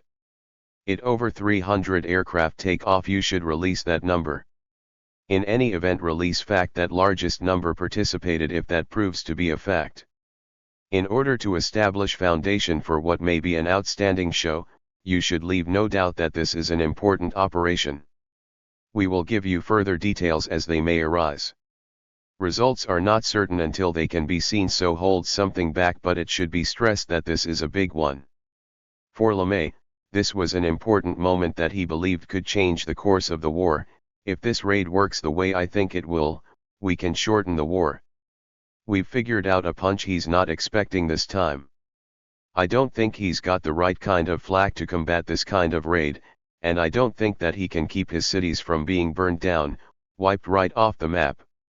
The attack on the night of March 9 to 10 consisted of 324 B-29s carrying approximately 2,000 tons of firebombs. Flying in front of the bombers was a squadron of Pathfinders to provide targeting points for the bombs. Japanese forces were first notified of the impending attack when the planes flew over Fushun Island at about 10 p.m. that night, but Japanese defenses were hampered. Winds that night reached as high as 80 miles per hour, disturbing radar and radio signals, and while radio stations on the home islands that were receiving reports of American bomber movements notified the Navy, the Army was not notified of the imminent attack. This delayed Japanese fighter squadrons from getting into the air to contest the skies. Furthermore, the Japanese defenses were surprised by how low the bombers were flying. By tracking the movement of the incoming bombers, Japanese defense forces realized that the Americans were headed toward Tokyo, and that the attack would be centered in the Koto Basin, an industrial district that happened to be where 400,000 residents lived. Nonetheless, there was only so much the Japanese could do at this stage of the war. During the raid, there was little anti-aircraft fire directed at the bombers, and in all only 14 B-29s were shot down and 42 others damaged by anti-aircraft fire. For those shot down, rescue teams were able to save 5 of the 14 crews shot down. The lead bombers, upon reaching their destination point, dropped their M47 bombs, creating fires and illuminating the area for the bombers following them. Bombers approached at different angles and from different directions, confusing anti-aircraft battery operators. It took roughly 1 hour for all bombers to drop their bombs on the area, which included a mix of M47 and M69 incendiaries.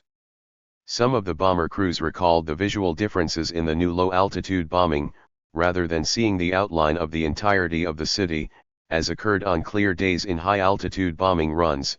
They could now make out buildings and streets illuminated by the fires that were spreading across the target areas. For example, the 29th Group's bombers had come in at 5,000 feet, while the 497th Group's bombers dropped their bombs at 7,500 feet. Jim Sherrill, of the Southern Bell, thought he could smell burning pine or cedar, 2 of the major types of wood used to construct many of the buildings in the city, even in the plane's cabin. Other bomber crews claimed they smelled burning flesh as they dropped their payloads in their designated areas. General Powers B-29 was one of the bombers involved in the attack that night. After dropping their bombs, the B-29 climbed to 10,000 feet, where Power was able to survey the scene. He saw the small fires that had sprung up from the incendiary bombs they were dropping, and also how the wind pushed the fires together and increased their intensity. He also noted the lack of defense from the Japanese, few anti-aircraft batteries had fired on them, and even fewer planes had tried to intercept the bombers. Power circled Tokyo, watching the firestorm as it spread through the city, and he had some difficulty with the updrafts that were hitting his plane from the fires below. As the bomber left the area and returned to the Marianas, the tail gunner reported that he could still see the fires from 150 miles away. Most civilians in Tokyo were asleep at 10:30 p.m. when the air raid warning sirens began to go off in the city. That provided precious little time for residents before the first B-29s were already releasing their bombs on the city, and while official proclamations about potential bombings stated that each family should stay and protect their houses by putting out fires that might occur there, most people tried to flee the situation because of the scale of the fires set off in Tokyo. As Toshiko Higashikawa, who was 12 years old at the time, recalled, "We hurried through the streets, joining the fleeing crowd. Buildings were burning everywhere. Father was wearing his big backpack. It was very scary and the hot wind from the fires burned our faces. When a plane came over very low, we all ducked and tried to hide ourselves. We could see the bombs coming out of the planes, sometimes they exploded in the street in front of us. There was fire everywhere. I saw one person caught by the claws of the fire dragon before you could say Jack Robinson. Her clothes just went up in flames. Another 2 people were caught, and burned up. The bombers just kept coming." In one tragic scene, citizens who had fled their homes sought shelter in a Buddhist temple dedicated to Kuan Yin, Goddess of Mercy. The 200-year-old building was a place of safety for a brief period before it was ignited by the M69s dropping nearby, but as those inside the building tried to exit, others were still trying to enter, causing a crush of people that left many people trampled in the panic. Shizo Hashimoto was 13 years old at the time of the bombing, and he and his family lived in Koto Ward, which was heavily hit by bombers. Hashimoto was separated from his family when the bombing began, and he remembered being terrified as the fire swept around him. He saw a woman, most likely a courtesan from the geisha district, caught in the fire. She was wearing a red kimono with gold and silver threads in her hair. She tried to run from the firestorm but was unable to outpace it, and as young Hashimoto watched her burn alive, a piece of her kimono was swept up by the wind and landed near his feet. In Tokyo proper, bombers dropped bombs in 30 intervals from Tokyo Bay to Edogawa Ward, Koto Ward, Chuo Ward, Minato Ward, Oita Ward, Katsushika Ward, Kita Ward, Itabashi Ward, Shinjuku Ward, and then to Shibuya Ward in the west. It took roughly an hour for the bombers to drop their bombs, but because of the lack of defenses in the area, they were virtually untouched by anti-aircraft fire and fighters. Since most Japanese houses were made of wood, they only intensified the raging fires. Near a Tokyo hostel, Meisuko Harino remembered, as the worry grew over the fate of the hostel, one of the young people, Yoshikawa-san, and I went toward the factory, as we all fled. Somehow we too got separated from the others as we ran away fearing death. People's clothes were on fire, a fiery drama it had become. Some people were writhing about in torment and no one had time to help them. In front of me I saw the Meiji Theater filled with people, so many we could not get inside. Intense heat was coming from the firm storm. My eyes seemed about to pop out. Yoshikawa-san cut her way through the mob and I followed along the road, seeking some respite from the blowing heat of the terrible fire. We ran. We saw fleeing shapes, but little else. A telephone pole collapsed, and twisted electric wires snaked out along the ground.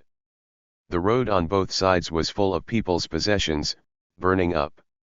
My eyes hurt.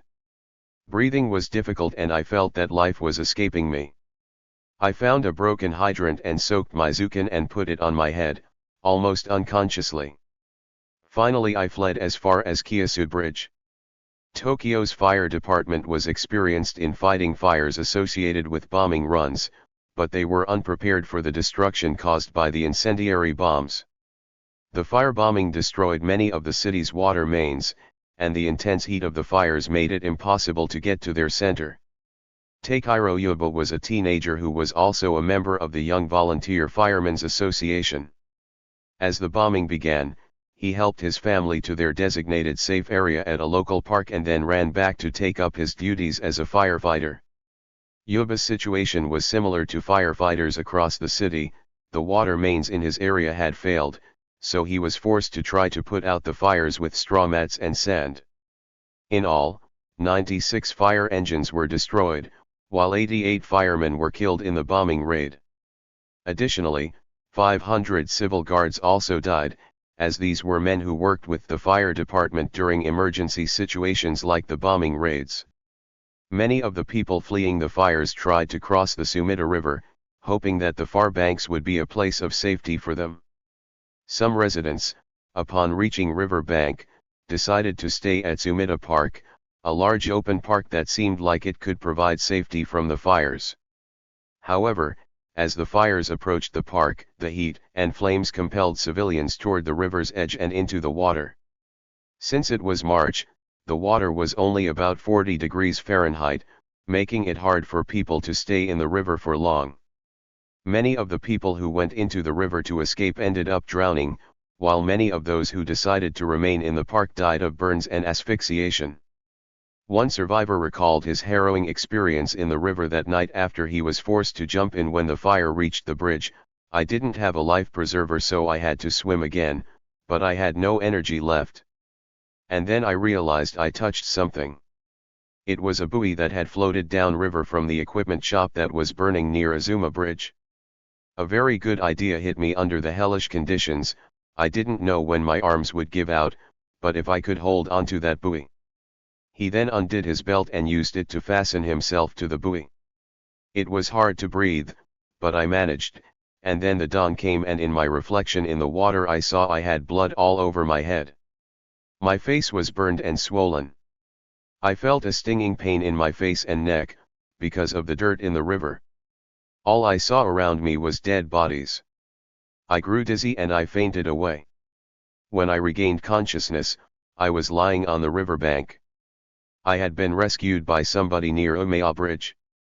One of the major bridges spanning the river was the Kotatoi Bridge, and thousands of people did not stop at Sumida Park but instead either crossed the bridge to the other side or remained on the bridge as a place of refuge.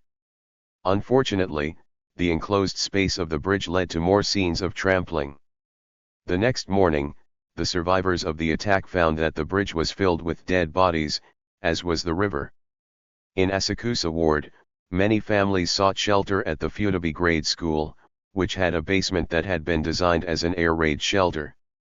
The building was also fireproof, and like other such buildings in the city, it was considered a good place to seek safety. Tragically, in many of these buildings, sparks and fire entered the buildings, most likely through windows shattered by the heat of the fires or through cracks in the walls, igniting the materials inside. These buildings then trapped the fire and heat within their walls, suffocating or burning those who had sought shelter within. At Futaba School, only those people who fled to the roof of the building managed to survive, and for Hidezo Tsuchikura, the sparks and flames that reached them even on the roof would have burned him and his family had it not been for a nearby water tank that they were able to get in to avoid their clothing being set on fire. Sirens signaling the end of the air raid went off at 3:20 a.m., about 20 minutes after the last bomber of the 313th Bomb Wing had dropped its payload on the city. By 6 o'clock in the morning, fires were burning across central Tokyo, but for the most part, the death and destruction was over. That day, March 10, the citizens and government officials of Tokyo had to deal with two major problems: disposing of the massive number of dead bodies in the city and providing food and shelter for the survivors of the bombing raid. The army, police, and fire department worked together to locate, identify, and dispose of the dead. Many of the dead were burned beyond recognition, while others had fled from their home districts and were now unknown to local officials. Most of the dead were unidentified and buried in pits in groups of 20 or more. Captain Kubota was a member of the Army Command's Rescue Unit No. 1, one of the teams that tried to help survivors. Kubota and his team left at 3:50 a.m., about half an hour after the siren announced the end of the air raid, and as they drove through the streets, they could see the movement of the large fires in the city, as well as the destruction that it had brought. When they reached the Kudinshita Army command post, volunteer women and children were there trying to find survivors amid the ruins of the city. A major problem that night was that the temperature had dropped to near freezing. This made it difficult for both rescue workers and survivors as they tried to keep warm. Moreover, there was a lack of supplies. Kubota was told he would have to work without penicillin, an important antibiotic.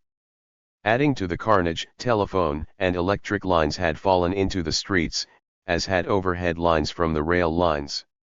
These were all potentially dangerous for people trying to move through the city. The streets were also littered with broken glass, pieces of metal, burned handcarts, wagons, and bicycles, as well as dead horses and human remains. As Kubota's team crossed the Ryogoku Bridge and viewed the Ichido River, they were appalled to see a mass of dead bodies around the bridge. Across the Sumida River, they saw a similar scene. Bodies were burned beyond the point of recognition, and many were charred to the point that touching them caused them to disintegrate into ash. In addition to the massive physical damage to the city, there was also the psychological blow that the bombing had caused. The Japanese had been told that Tokyo could never be bombed, so this kind of massive destruction was incomprehensible on one hand and completely demoralizing on the other. The survivors of the attack were taken to undamaged buildings, where they were sheltered from the elements. They were given food and blankets, but these were only available in limited supply. Many now homeless residents of Tokyo were transported to the countryside, while others were taken to areas in the western part of the city that had avoided much of the destruction of the central districts, but even there, refugees had to be placed in large public buildings as accommodations were in short supply. Japanese estimates in the aftermath of the attack stated that Asakusa, Honjo, Fukugawa, Giotto, and Shite wards had been nearly completely destroyed in the bombings. 267,171 buildings had been burned, which amounted to roughly 25% of the buildings in the city. Furthermore, an estimated 83,793 people had died in the attack, while 40,918 had been injured. Over 1 million people were made homeless in the aftermath of the attack. While this was a devastating finding, equally devastating was the effect that the bombings had on Tokyo's production capabilities. In addition to factories that were destroyed, 25% of the industrial workforce in the city had been incapacitated. Pictures taken in the wake of the March 9 to 10 raid. In the aftermath of the attack, the emperor insisted on going out into the city to see the damage that had been caused by the bombing raid. Imperial officials tried to convince him not to go, as they believed the scenes he would witness were too ghastly for his eyes, but Hirohito would not relent, and he forced his officials to send an imperial caravan into the city. The emperor dressed in his military uniform for the occasion. Hirohito first visited the banks of the Sumida River, which by this time had been cleared of the dead bodies that had packed the river and its banks. He spoke with some of the volunteers and survivors and then moved on to a refugee camp, where he again offered his condolences to those he saw. Word began to spread among Tokyo's residents that the emperor had come to view the damage and speak to survivors, and this deeply moved many of the refugees who had lost their homes, possessions, and loved ones in the attack. Pictures of Hirohito surveying the ruins. Although Hirohito personally believed that this had been an attack from which Japan could not recover, his military officials continued their policy of putting on a brave face and emphasizing their nation's power and resilience. Japan publicly acknowledged the attack in a war communique from Imperial headquarters on March 10. Today, approximately 130 B-29s, with their main force, raided Tokyo from a little after midnight to 0240 and carried out blind bombing attacks on certain sections. Resulting from this blind bombing attack, various places within the city were set afire. However, Fire in the Shimryo of the Imperial Household Ministry was put out at 0235 and others were all extinguished around 0800. The war results thus far confirmed are as follows: 15 planes shot down and about 50 planes damaged. While this report tried to minimize the impact of the bombings, Japanese officials eventually had to acknowledge the large-scale destruction that they had suffered in their capital city. The Japanese government later released information regarding the scale of damage they had suffered. As Tokyo Radio reported, the man who invented and carried out the big raids of Hamburg now directs the attacks on Japan from the Marianas. A few nights ago he repeated here in Tokyo what he had learned in Germany. Owing to various unfavorable circumstances, the storm of fire caused by incendiaries swept whole districts, which were burned to the ground. Only here and there were blackened walls of the rare stone building left standing. That bright, starlit night will remain in the memory of all who witnessed it. In an attempt to increase morale among Japanese civilians, Emperor Hirohito highlighted the exploits of Japanese fighter pilots. One of these was Lieutenant Hikaki Yoshizawa, who shot down 2 B-29s and damaged 4 others in a series of B-29 raids on Tokyo, also damaged another enemy bomber over Shimodate when the B-29s attacked the Kanto district on February 10 this year. Although his plane was damaged by enemy gunfire, he deliberately launched a ramming attack on another enemy plane and downed it, thereby meeting glorious death. The Japanese media also tried to play down the attacks. As one newspaper wrote, the other day, when I was about to get aboard a homebound electric car, I met a jovial friend of mine whom I had not seen for a long time. After the exchange of usual greetings, the conversation naturally veered to air raids. At the end, my jovial friend, to the accompaniment of a hearty guffaw, said, "Well, we sure are going to ensign these American flyers, don't you think?" I said nothing, but I too laughed heartily. Believe it or not, the air raid has aroused in us a feeling of cheerfulness, a kind of light-hearted buoyance such as we experience when something long expected happens. Nevertheless, other articles were more serious about the effects of the bombing raids. The women of Tokyo are exhibiting their bravery, particularly in the form of firefighting that is the most important function of the civil air raid defense. Clad in munpei, with buckets in their hands, young women, together with men with their trousers wrapped in puttees and armed with firefighting implements, put out fires at the risk of their lives. When in one district a Buddhist temple was hit by an incendiary bomb, it was found extremely difficult to climb onto the roof, which was in flames. Yet the men and women firefighters, clasping their buckets and other implements in their teeth, ascended the roof and stamped out the blaze in no time. I was much struck with the smiling face of a little girl whose house was damaged by the concussion of a bomb falling nearby and who related to me quite calmly and composedly her experience right after the dropping of the bomb. It is impossible to forget her beaming face. United States Army Air Force's attacks on Tokyo are known among Japanese as blind bombing or indiscriminate air raids because non-military business and residential districts have been targets of these attacks, while non-combatant civilians have been ruthlessly victimized. Blind bombing or indiscriminate, these expressions have appeared in our official communiques but are now regarded as a gross misnomer in describing the enemy's savage attacks. It is now thought more appropriate to call them slaughter bombing, a natural reflection of the growing popular indignation against their brutal bombing attacks.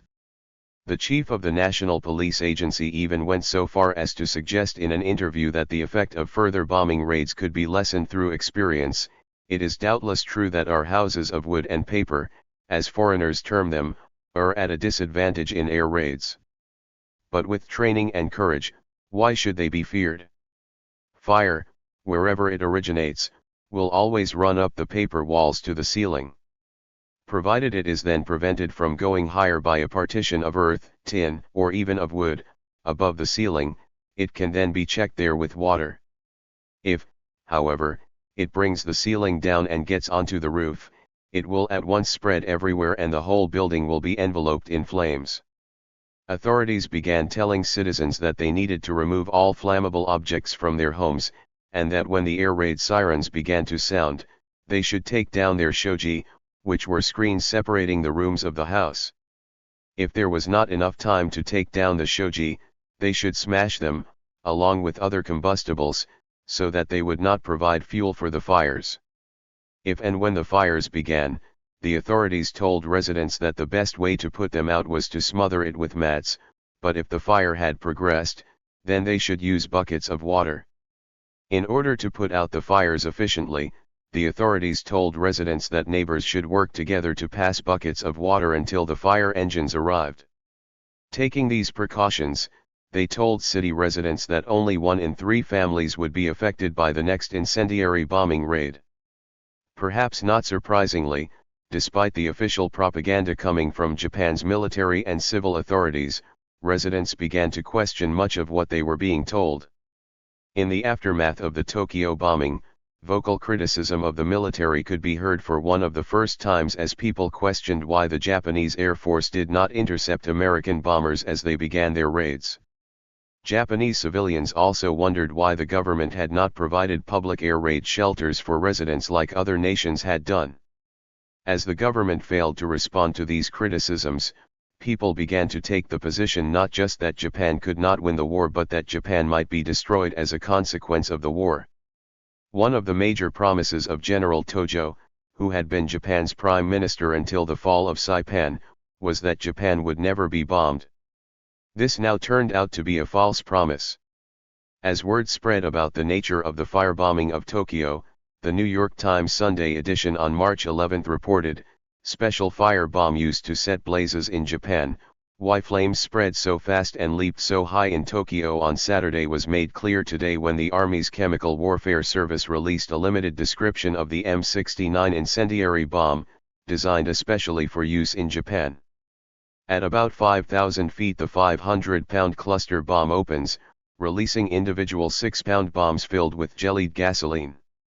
Each small bomb spreads burning gasoline for some 30 yards around upon exploding." As the report in the Times indicated, few people in the United States discussed the death toll caused by the bombing. However, some were deeply disturbed, including J. Robert Oppenheimer, the director of the Manhattan Project. Although Oppenheimer's work was instrumental in the use of atomic bombs on Hiroshima and Nagasaki a few months later, he stated that he thought it appalling that there should be no protest in the United States over such wholesale slaughter. Similarly, according to one of his friends, Vannevar Bush seemed to have been affected by the civilian death toll. 4 years after the war, Van Bush would wake up screaming in the night because he burned Tokyo. Even the atomic bomb didn't bother him as much as jellied gasoline. Subsequent bombing missions. After the success of the incendiary bombing of Tokyo, LeMay switched his focus to Japan's other major cities. American bombers used the new strategy in attacks on Nagoya, Osaka, and Kobe, each of which was hit a day apart in what LeMay called an air blitz. In Nagoya, firefighters were better equipped to handle the fires than those in Tokyo, so the bombing mission there only destroyed 2 square miles. In Nagoya, however, LeMay fully understood Japan's lack of defensive resources when no bombers were shot down in the attack, and from that point on, he realized that he could bomb Japan virtually unopposed. At Osaka, LeMay continued to refine his strategy of low-altitude bombing, and the plan was honed into one in which the goal was to get as many airplanes over the target as you can in the least amount of time and release your incendiary so as to achieve maximum density of ground bursts. At Osaka, 8.1 square miles of the city were destroyed, along with 130,000 houses and roughly 4,000 civilians killed. At Kobe, as at Nagoya, the relative amount of damage was limited, as only 2.9 square miles of the city were destroyed, but 2,600 were killed and 65,000 houses were destroyed. In the aftermath of the series of attacks, Newsweek ran an article titled "Japan, in Panic," reporting, "No Jap, and for that matter few Americans, had ever expected that such attacks could be mounted. The vital centers of 4 of Japan's 5 greatest cities burned out, an entirely new technique of bombing for the Army Air Forces. The top planning had been done in Washington under Brigadier General Loris O. Norstad, the details were left to Major General Curtis E. LeMay. LeMay also received a letter from General Arnold congratulating him on the new bombing tactics, a study of the effect of the Tokyo attack of March 10 and the knowledge that by July 1 you will have nearly 1,000 B-29s under your control leads one to conclusions that are impressive even to old hands at bombardment operations. Under reasonably favorable conditions you should be able to destroy whole industrial cities should that be required. One of the unintended consequences of the Blitz was that LeMay had depleted his stock of incendiary bombs. The Army Air Force had dropped over 9,000 tons of incendiary bombs, and they did not have a large enough reserve to continue large-scale firebombing. LeMay asked for an emergency shipment of 36,000 tons of M47s and M69s, and this request was quickly agreed to, but transporting the weaponry across the Pacific would take weeks before reaching their destination. By April 13, LeMay had bolstered his stock of incendiaries enough so that he could return to his bombing missions. That day, 327 B-29s struck Tokyo, this time in the northwest section of the city, where 2,124 tons of bombs destroyed 11.4 square miles of the city. On the 15th, Tokyo was hit again, with 303 B-29s destroying 6 square miles of the city, along with 3.6 miles in neighboring Kawasaki. At this point, LeMay had again used up his stock of incendiaries, and with a need to support the American invasion of Okinawa, he had to again move away from his campaign of incendiary bombing. But even as the focus switched to Okinawa, LeMay still kept an eye on what he believed was his larger mission. In a letter to Norstad in late April, he wrote, "I am influenced by the conviction that the present stage of development of the air war against Japan presents the Army Air Forces for the first time with the opportunity of proving the power of the strategic air arm. I consider that for the first time strategic air bombardment faces a situation in which the strength is proportionate to the magnitude of the task. I feel that the destruction of Japan's ability to wage war lies within the capability of this command, provided its maximum capacity is exerted unstintingly during the next 6 months, which is considered to be the critical period. Though naturally reluctant to drive my force at an exorbitant rate, I believe that the opportunity now at hand warrants extraordinary measures on the part of all sharing it." LeMay's position was supported by military officials in Washington, who believed, the effect on the morale of the Japanese people of the burning of their major cities with the destruction wrought therein and casualties caused cannot be evaluated statistically, but the possibility exists that this alone might break the will of the people to continue to fight. This may be the thing that will bring home the futility of continuing the war to the Japanese people as well as the leaders of Japan. The Japanese industrialists must recognize that recuperation will take many years after the war and that they must depend on their industry to be a national power in peacetime. Incendiary attacks on Japanese inflammable zone I areas of her major cities have been disastrous for the Japanese. It is believed that no other form of attack can bring home so clearly to the Japanese people the power of the air forces to destroy Japan as an industrial nation. In early May, Germany announced its surrender, and at that point, Admiral Nimitz released LeMay's bomber group from its support role in Okinawa because he anticipated a troop surge as personnel and material moved from Europe to Asia. LeMay therefore returned to his incendiary campaign. On May 14, he hit Nagoya again, with 2 raids destroying 7 square miles of the city. After attacking Nagoya, LeMay returned his attention to Tokyo. In the previous attacks on Tokyo, American bombers had destroyed 34.2 square miles of the city, so the targets this time were areas south of the Imperial Palace, as well as the west side of Tokyo Bay. These areas were less populated than those previously attacked, but they did contain important strategic targets, such as aircraft and tank manufacturing plants, petroleum refineries, and railroad car plants. During previous attacks, bombers had come into the city from the west, so this time LeMay planned for them to fly in from the east. By this time, Japanese military officials had tweaked their defense plans for Tokyo. In addition to being more experienced in firing at low-altitude bombers, the military had moved rocket batteries into position to defend the city. Moreover, instead of merely using searchlights to illuminate enemy bombers, They now also had flare batteries which could light up sections of the sky for anti-aircraft operators to shoot down planes. In addition to that, Japan had started to implement the Baka, which was modeled on the kamikaze pilots who crashed into naval vessels. Baka were small, rocket-propelled airplane carried in medium-range bombers. When enemy bombers attacked, the Baka would be released, and their pilots tried to crash them into the oncoming B-29s. The name Baka actually came from Americans, who named the suicide planes after the Japanese term for fool. Pictures of Baka planes.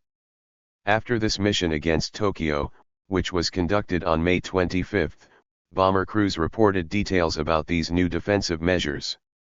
They noted that the Japanese were using new searchlights, which included some with beams that were 5 feet in diameter. While those swept the skies, others were used to illuminate single bombers. The flares were also new to the Americans. Some were attached to parachutes that hung in the sky above the bombers, while others burst and lit up an area for a brief period before going out. The rocket batteries seemed to have been ineffective since most missed their targets, but their addition to the crowded skies increased the tense atmosphere among the bomber crews. Thanks to some of the defense measures, the May 25 mission over Tokyo was one of the costliest for American bombers, as 26 B-29s were shot down. Along with the bombers that were shot down, 100 of the 464 bombers taking part in the mission were damaged by anti-aircraft fire. One observer from the 504th Bomb Group described witnessing planes going down. 11:40 p.m. Over the target, on fire in a dive, blew up on ground. 12:07 a.m. Seen to blow up 20 miles from coast en route out. 1:07 a.m. On east edge of target, on fire for 5 minutes. No parachutes seen. 1:20 a.m. 2 miles from the coast en route out. Blew up, 5 shoots observed, probably 2 or 3 more. 1:32 a.m. Small, flickering engine fire for 2 minutes. Was getting tracer fire from what seemed to be a turret, possibly a B-29. Blew up. 1:35 a.m. 5 miles south of Joshi Point and on fire. Blew up. No shoots seen. An American POW, SGT. Walter Odlin, was being held in Tokyo at the time of the bombing, and he recalled the raid. The tiny planes flew against the bombers and exploded, shattering into 1,000 pieces. The bombers both burst into flame but remained intact while they came slowly down and crashed. The bombers hit by anti-aircraft shells and by fire from Zeros likewise caught on fire, but in a score of instances their crews managed to extinguish the flames and keep on flying. Other American POWs were being held in a prison complex in Tokyo that burned down in the bombing. 62 of them died. This second major firebombing of Tokyo hit the Imperial Palace, even though the area had been declared an open city and the government had given instructions that it was not to be bombed. Almost all bombardiers accepted the Imperial Palace aiming point, but in the night bombing they failed to verify accuracy, and so the palace, segregated from the government by its distinctive wide moat, was bombed by at least one plane. The Emperor and Empress, along with the imperial household, were unharmed in the attack because an air raid shelter had been built on the grounds in 1941. This shelter was 3 stories deep, with a ground floor for the imperial family, a service level with air conditioning and ventilation, and a deep shelter with servants' quarters and a large meeting room. Emperor Hirohito and his family had moved into the shelter in 1943 after the war had turned against Japan. Meanwhile, Hiroshi Shimamura, Minister of State, was brought into an air raid shelter at the home of Kentaro Suzuki, the Prime Minister. As the bombing began, the Prime Minister's house was hit, and smoke began to enter the shelter. As the people inside evacuated, they saw pillars of smoke coming from the direction of the Imperial Palace. According to Shimamura, this scene was beyond description. Since the May 25 mission hit new areas of Tokyo that had previously been relatively untouched, many of the city's historic buildings were hit during this raid, including the Denzuin Temple in Koishikawa. Kazuko Oka lived near the temple, and even though much of Tokyo had been destroyed in previous bombing missions, this was Oka's first experience with the bombing campaign. Oka was relatively lucky in that the apartment building had a bomb shelter in the garden area. According to Oka, one of the men who entered the shelter had previously experienced 3 bombing raids, and he quickly decided that the shelter was not the best place to be, so he left. While the bomb shelter provided protection, Oka found that the air inside the shelter was so bad and it got so hot inside the shelter that I was afraid that all of us would be roasted. Thus, Oka ended up leaving the shelter and climbed a hill leading up to the Red Gate of Tokyo University. Oka ended up staying with a friend for the remainder of the night, and upon going back to the apartment building the next day, Oka was amazed to discover that the building was one of the only buildings in that area that had not been destroyed. The firebombing of Tokyo on May 25 would be the last one targeting the city. In the wake of this raid, LeMay and his advisors estimated that 16.8 square miles of the city were destroyed, a larger total than any of the previous missions. In total, the 6 incendiary bombing missions against the Japanese capital had destroyed 56.3 square miles, or roughly half of the city, and all of the designated targets in the city had been destroyed, so Tokyo was taken off the list of urban incendiary bombing targets. Pictures taken in the wake of the firebombing on May 25. The aftermath.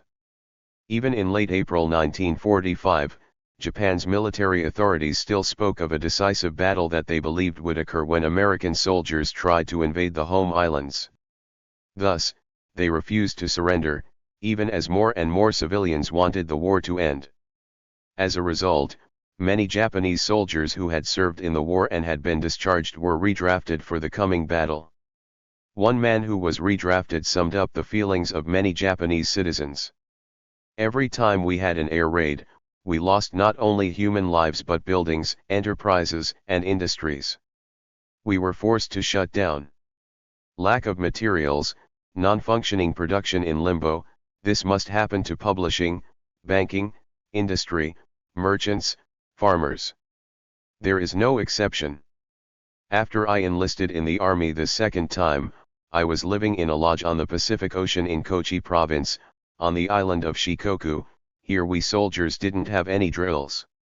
We were told we were waiting for the decisive battle that our superiors had promised us to stop the Americans from landing on the sacred soil of Japan. We were to fight to the last man, but we did not have anything with which to fight. The Japanese army at home did not have any weapons. The army didn't have any uniforms to spare, not even shoes, so we wore waraji, sandals made of straw. A soldier had to be able to make his own waraji. If he didn't have any skills, he had to go barefoot. Although the bombing campaign against Tokyo and the other major cities of Japan had taken a huge toll on the civilian population, Japanese military leaders continued to believe that they would fight until the end against the Americans. Indeed, it was not until a different kind of bomb was used on Japan a few months later that Hirohito decided to surrender. Ironically, the atomic bombs that finally compelled Japan to surrender were used in large measure due to the fanatic resistance the Japanese had previously put up in 1945. Near the end of 1944, as Allied forces were pushing across the Pacific and edging ever closer to Japan, plans were drawn up to invade the Ryukyu Islands, the most prominent of them being Okinawa. Military planners anticipated that an amphibious campaign would last a week, but instead of facing 60,000 Japanese defenders as estimated, there were closer to 120,000 on the island at the beginning of the campaign in April 1945. The Battle of Okinawa was the largest amphibious operation in the Pacific Theater, and it would last nearly 3 months and wind up being the fiercest in the Pacific Theater during the war, with nearly 60,000 American casualties and over 100,000 Japanese soldiers killed. In addition, the battle resulted in an estimated 40,000 to 150,000 Japanese civilian casualties. Okinawa witnessed every conceivable horror of war both on land and at sea. American ground forces on Okinawa had to deal with bad weather, anti-tank moats, barbed wire, mines, caves, underground tunnel networks, and fanatical Japanese soldiers who were willing to use human shields while fighting to the death. Allied naval forces supporting the amphibious invasion had to contend with Japan's notorious kamikazes, suicide pilots who terrorized sailors as they frantically tried to shoot down the Japanese planes before they could hit Allied ships.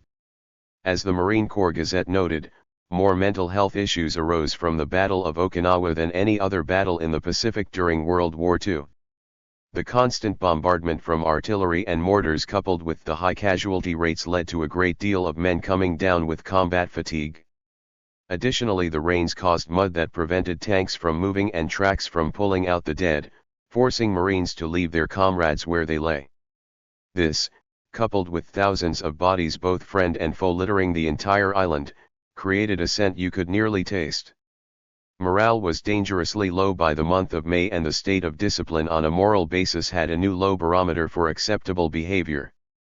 The ruthless atrocities by the Japanese throughout the war had already brought on an altered behavior by many Americans, resulting in the desecration of Japanese remains, but the Japanese tactic of using the Okinawan people as human shields brought about a new aspect of terror and torment to the psychological capacity of the Americans.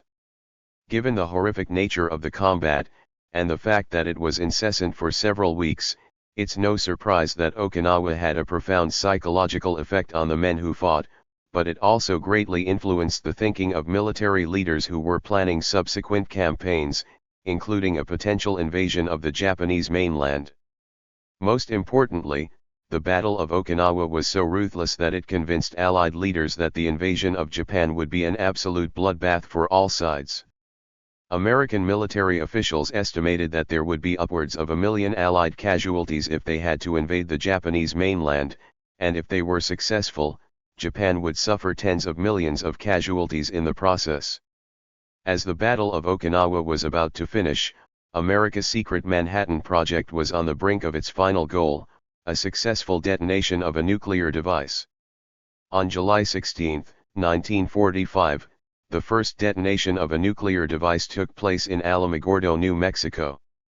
Before making his decision to use the bomb, President Harry Truman considered some of the ethical advice submitted by American physicists, particularly the idea of warning the Japanese to surrender before using a nuclear weapon. At the Potsdam Conference on July 26, the U.S., the United Kingdom and China issued the Potsdam Declaration, giving the Japanese an ultimatum to surrender or suffer prompt and utter destruction. Japan chose to ignore the ultimatum, and ultimately Truman chose to use the bombs.